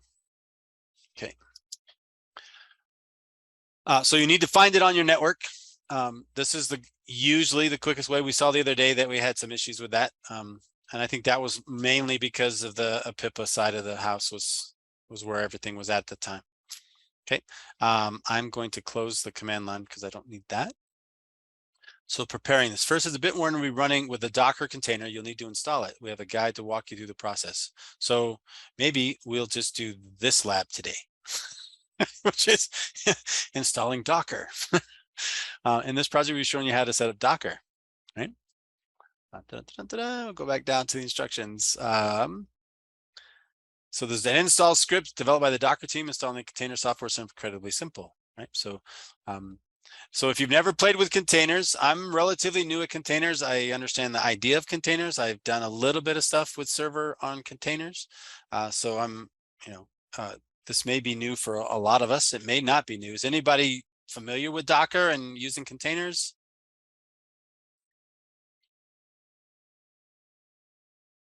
Emphatic no's. Yes, I've done a little on containers. Yeah. Well, like AWS has containers, right? So he does some Docker containers. Good. Okay, good. No, that's all right. That's awesome. Okay, so then this will be good. And the reason I think this is good is because I think I mentioned yesterday as well, is a lot of the capture the flag type implementations on the Raspberry Pi, a lot of them are moving to Docker containers and Kubernetes and some other management utilities in order to run these capture the flag solutions on a Raspberry Pi. So with most of these, right, sudo apt-get update, sudo apt-get upgrade, right, that's going to take 20 minutes, so then we won't have any time. So we're going to skip, well, it says update all your existing, and we have relatively new installs, and I know on my computer I did an upgrade yesterday, so I'm not concerned with that. If you would like to do that, I would say wait until after we're done with class, and then from the terminal, like connect to your machine from the terminal and run that, run those utilities. Okay. In the meantime, we need to, I need to fire up a terminal session, and I need to SSH to the IP address that we had. All right, so this is something else your students may run into, is I've already had, a Raspberry Pi assigned 171 and connected to it with my via SSH, right? So then now it's like, oh, you got all kinds of problems.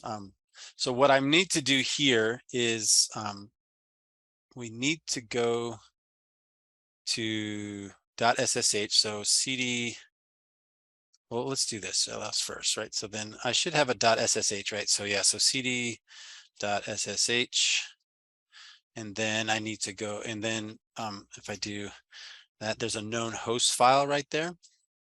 So I need to edit that host file. Okay. On my PC, for me, probably the easiest way to do that would be to use like Notepad. I don't have a fancy, I have Notepad Plus. I don't know if and then from Notepad Plus, I would have to go find that file, right? So we're going to open up a file.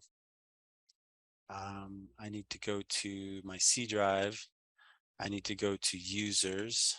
I need to go to my name. I need to go to SSH, and I need to tell it all files, and I need to open up the known host file. Right. So this is my known host file, right? And I'm trying to get to 171. So here's 171 with a hash, right? And the reason why I got this warning here, this error here, is because the hash that I currently have for this machine, which is a different machine than the one that you see here highlighted, the hashes are different, right? So what I need to do is delete that entry record so that I can then reset a new hash for this in this known host file.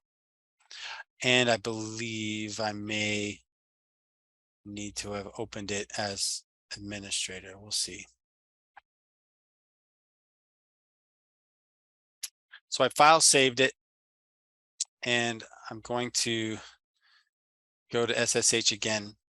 Okay, so your students will have that a lot. If they, they set up a machine, they set up a Raspberry Pi, and then they change the OS, and then they want to SSH back to it, they'll have this constant kind of battle with the known host file. All right. If I hit enter, so then it did actually get rid of it, and it allows me to create a new right entry in that file, right? So now this particular, whoops, oh, this is a different, this particular Raspberry Pi is now, oh my gosh, Carrie. I forget, how did I forget the password? Somebody shoot me. I'm so sorry. What?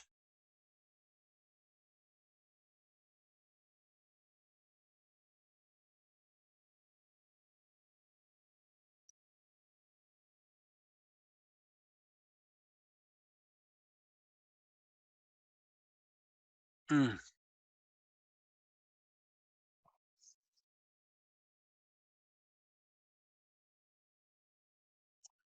glad we didn't try the whole 6 times in 30 seconds thing.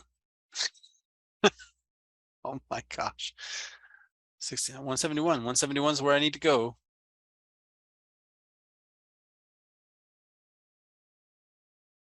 I'm looking for caps lock.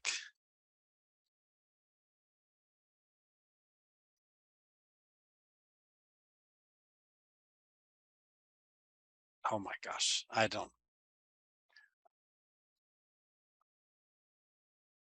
think this is one of the ones when I did, we're going to do something different. And oh my. Just breathe. Just breathe. There's only 3 options I would have used today.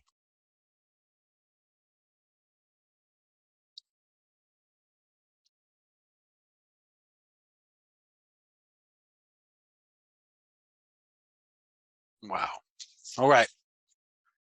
I even wrote it. Oh.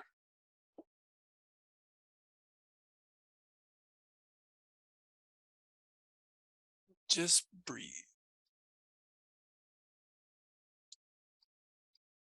That is crazy. All right. I'm not even using pi. I'm glad I wrote it down. In true cybersecurity fashion, we're not using defaults. And I was trying to use defaults. Okay, so I'm connected with SSH to this machine. Apologize again. 434. Okay. And we need to run this command here. Try to see if I should be able to. Okay, it does. All right. So this is gonna download, right? Download and run the Docker setup script. All right, so this is the curl command that we're running. We're gonna let that run.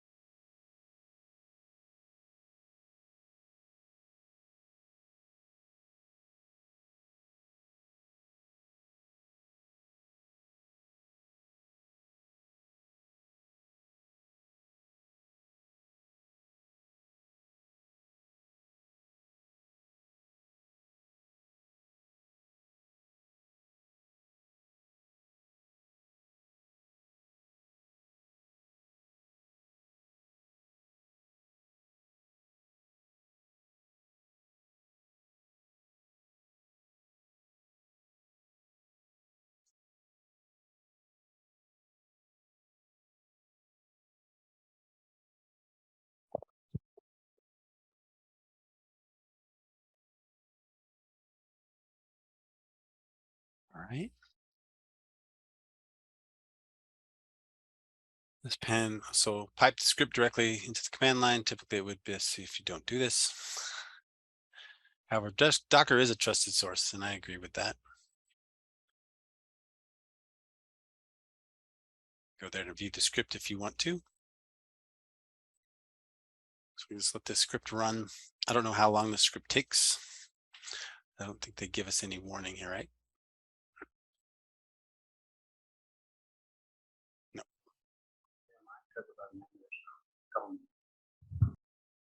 How long did it take? 2 or 3 minutes. Okay. Of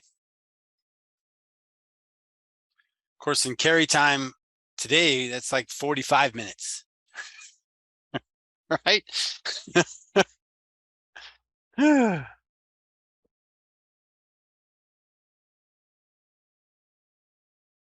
We'll make it through. So yeah, so I think that this little, I think there's Docker. There was one other thing that we needed to do. So I'm good, I'm done. But I think this is something we can easily kind of go through the next couple, we can add it in as time permits, right?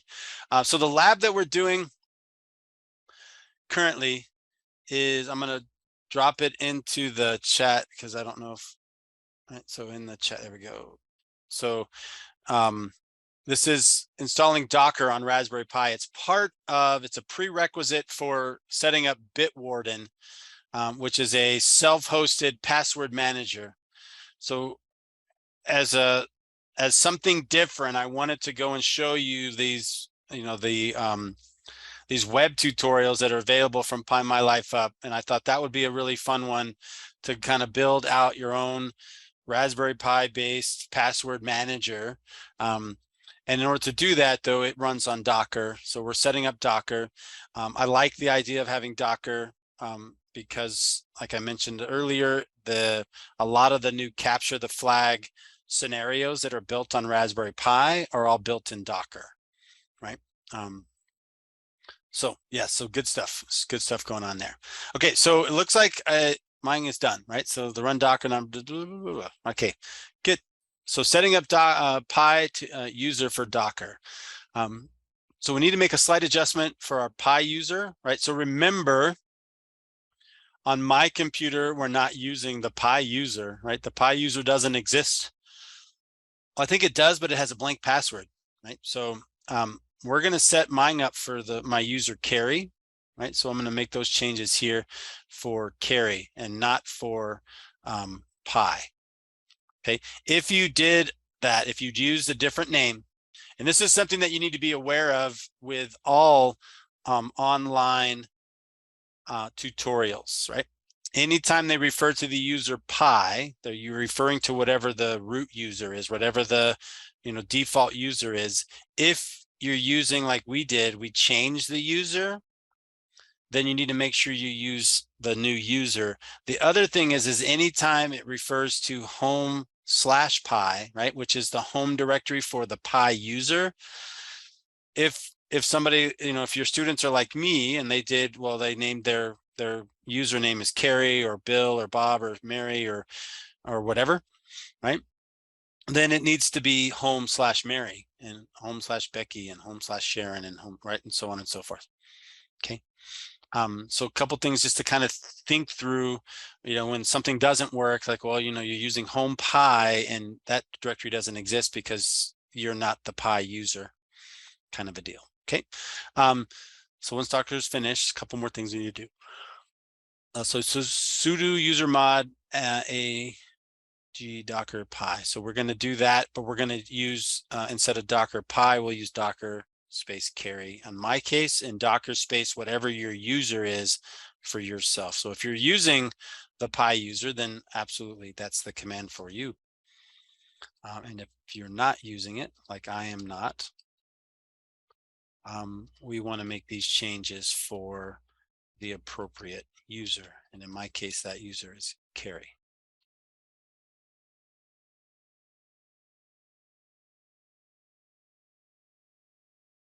Right. So let's hope that this doesn't cause us issues.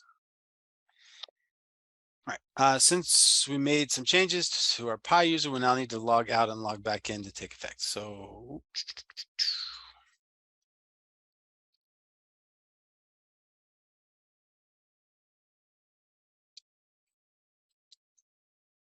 I'll get it right this time. Yay.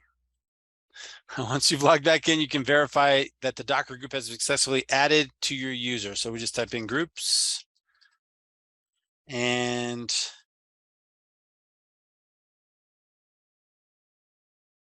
I don't see it.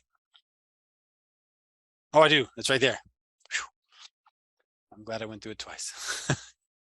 Testing the Docker installation. Okay, so now we're going to test it. With Docker now set up for Raspberry Pi, we should go ahead and test to make sure it's working. Okay, to test if Docker is working, we're going to go ahead and run the following command on our Pi. So there's a Docker container called hello world. Okay, so we're going to run that and see what happens. Run hello-world. Oh gosh. Oh, it's pulling it. Okay, awesome.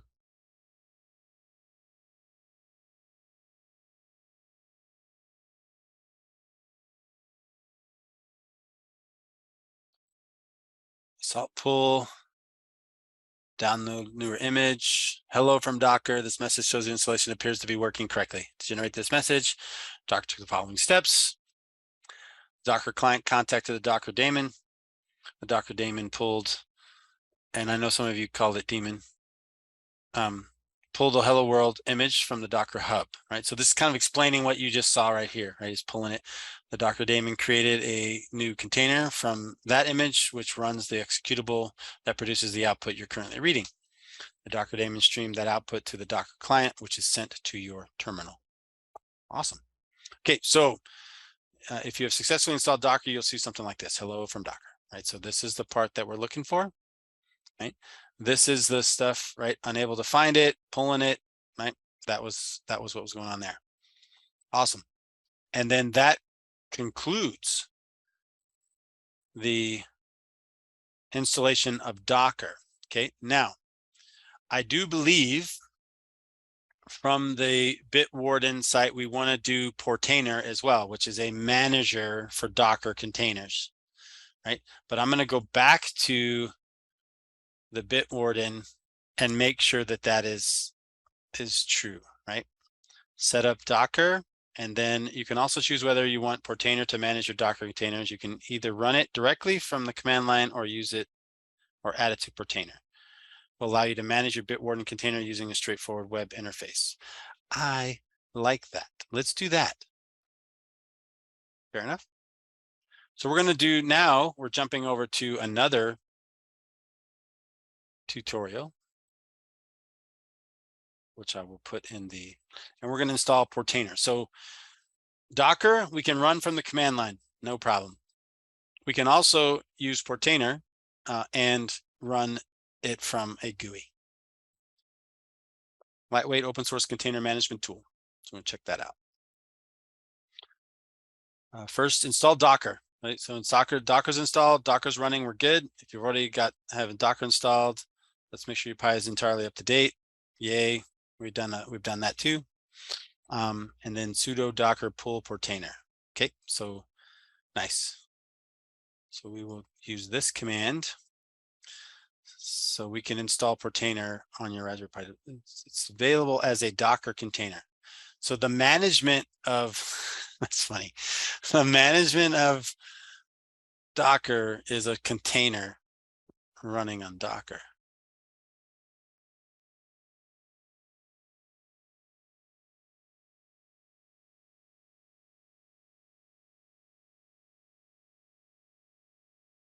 So this is interesting. I'm reading this and it says, all right, pull container Portainer CE:\latest, and it says using the Linux-ARM at the end of the pull request, we explicitly ask for the download ARM version of the container. That's not what we did.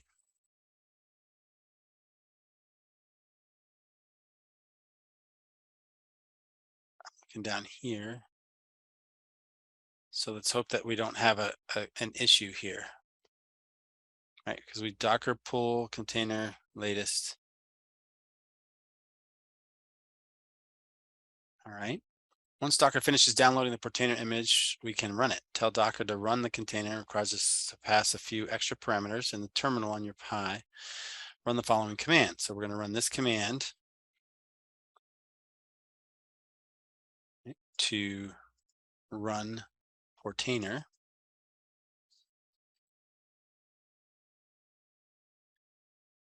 So a few big things we need to do here. First, to define the ports. We want Portainer to have access to, in our case, port 9000.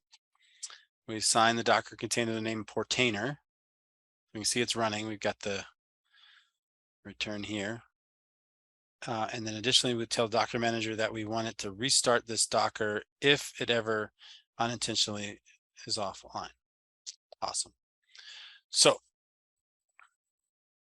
accessing the web interface. Access the web interface, you need the IP address. So does that mean I can just do 172.169.171? Oh, I think I need to go port 9000, right?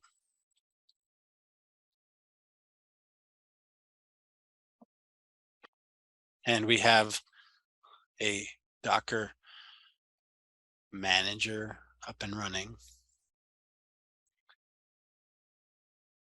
Fair enough. if you don't know, I mean, we're connecting to the computer via SSH, so we know the IP address, so we're okay there. 9,000, that's good. Upon the first launch, you'll need to create an admin account. To create an admin account and give you a username. Give it a username. So this is just going to be something that we create that's specific to Portainer. Okay, so we'll go ahead and do that real quick. And I'm gonna make it the same as my other stuff so I don't find myself confused.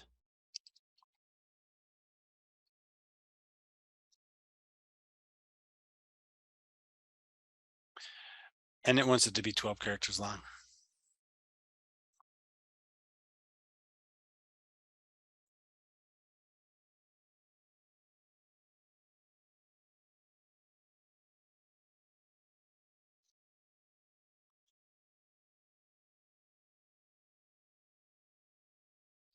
All right, Portainer.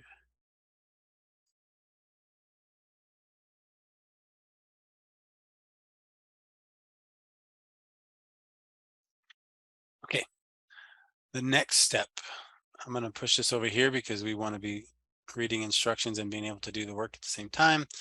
Now to select what sort of container environment we want Portainer to manage. In our case, select Docker. Local environment of Docker to Portainer. Get started below with the local Portainer or connect more container environments. So I think this part skipped because it's like we already know you're running on Docker. So then maybe these are a little bit older looking. So get started. All right, so then we're good. All right, so then should successfully have Portainer up and running. So this web interface is right, and we've got two containers. Right, Portainer and whatever this elegant TU is. Oh, it's a hello world. Right. Awesome. Okay. So then we have Docker up and running, and we have a manager up and running. That's not too shabby. Now what we do with it, that's completely up to the next set of instructions. Right. So this section will show you the basic use of Portainer UI to create a new Docker container. So when you access Portainer interface, you'll see the screen like this, right? So we see this screen. Great. You can see that our Raspberry Pi Docker installation is listed as the Portainer endpoint. I believe that's what they're talking about this, right? Click this endpoint to open its settings. Right. And we can see 0 stacks, 2 containers, 2 images, 1 volume, 3 networks. Right. Kind of real similar to this. If we go bigger, right? So this is what it looks like. So this is actually matching the screen there.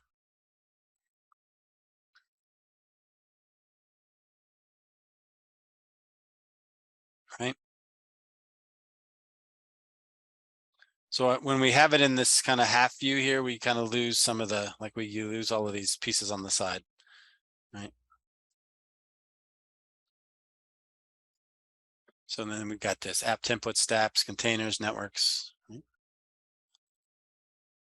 I don't know. I think it's pretty cool to be able to run Docker containers and a manager on a Raspberry Pi.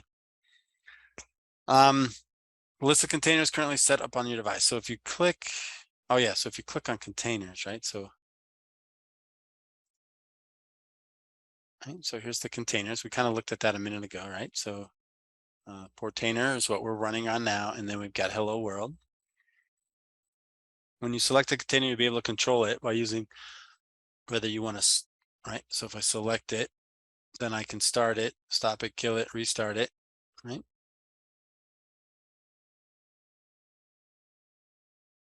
If you want to add a brand new container, you click Add Container. So we'll just click on Add Container. Finally, this screen is the one where it lets you create new containers with Portainer. Using this option, you can choose a variety of settings. You must define the name. You must select an image. Even possible set up network ports for your Docker container to use. So then additionally, also you can control who can manage. Finally, advanced option, the restart policy, right? Once you're happy with all the Docker settings, you click deploy container. Okay. And I don't think we should do that because I think the Bitwarden is a container. And I think we can simply run that.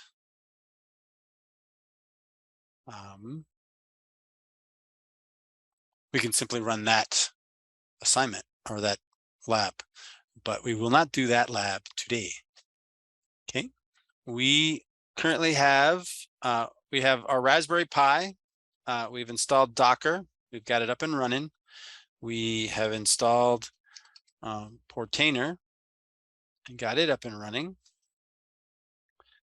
Take a look around, and then the self-hosted Bitwarden, if I go and look at the instructions, and this will be for tomorrow, is install Bitwarden. Well, right, install Portainer, setting up Docker, install Portainer. We're going to install Bitwarden.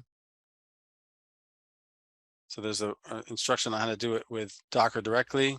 We can use Portainer. So I think once because we have Portainer, we'll go through this set of instructions here, and we will set up Bitwarden as a container on our Raspberry Pi. It looks like there's you can do it with the CLI, we can do it with Portainer. Yeah, so we'll do that. So tomorrow we will install Bitwarden using the portainer.io, right, this container here, and then we'll continue on. And by the time we're done with that, we should have, right, a self-hosted open source password management service running on a Raspberry Pi, which I think is pretty cool. All right. We got about 6 minutes. I do want to apologize for whatever my disconnects were today. I don't know what that was all about. So far, since we reset, we've been in good shape. Tweet.io looks to still be down. So, right, we've updated the list of things to check before you do that lab. The first one is to check to make sure that the web service that you need to run is available. I'm trying to think if there's anything else. I think that's it. Like we were able to get through the hardening of the Raspberry Pi lab earlier today. I think that was I like that lab. It's a nice lab. It's a good lab. It worked for us, which is awesome. I think it does. You can easily expand on it and do a bunch of other things. You could probably, if you were integrating that into a classroom, you could probably make that first lab and leave things as they are. Don't undo them, right? You put in, let's get rid of the default user and let's add other users and let's set up SSH and let's secure it with the allow users and deny users and not undo that and then set up the UFV, right? The uncomplicated firewall, set that up and keep it functional throughout the course, right? So then you have to work around, or not even work around with, you work with those things because that's how you maintain a secure network. You can't maintain a secure network if we turn off all the firewalls to make communications easy. So I don't know. I think it'd be pretty cool. That would be a fun lab to do and to continue to do, and then maybe add to the, continue to build on that particular piece, right? We can strengthen that, the hardening. We can lower the attack surface, make it smaller, do those kind of things, right? I am glad we did get to end with something that worked successfully. It's always good, right? So we did get Docker installed and we got Portainer installed. So those are like cloud computing type components, but like I said, there's a lot of things that are being deployed on the Raspberry Pi via container that allows us to do capture the flag type things and cybersecurity things. So I think it fits well with what we're going to do. And then tomorrow we will, let me exit out of here. Oops.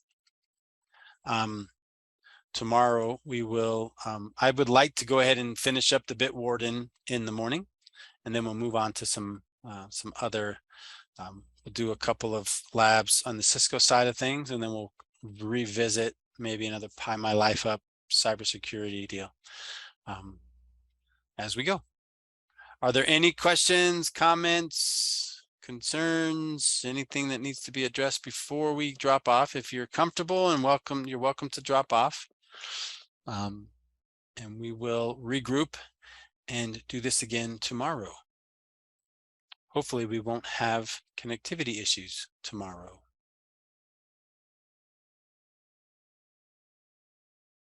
I love it. Enjoy.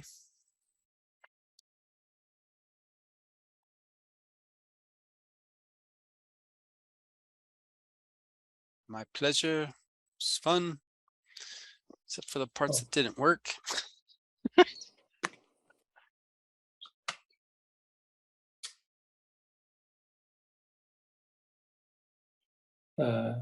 Yes. Sorry. Okay. Is it possible to share with me?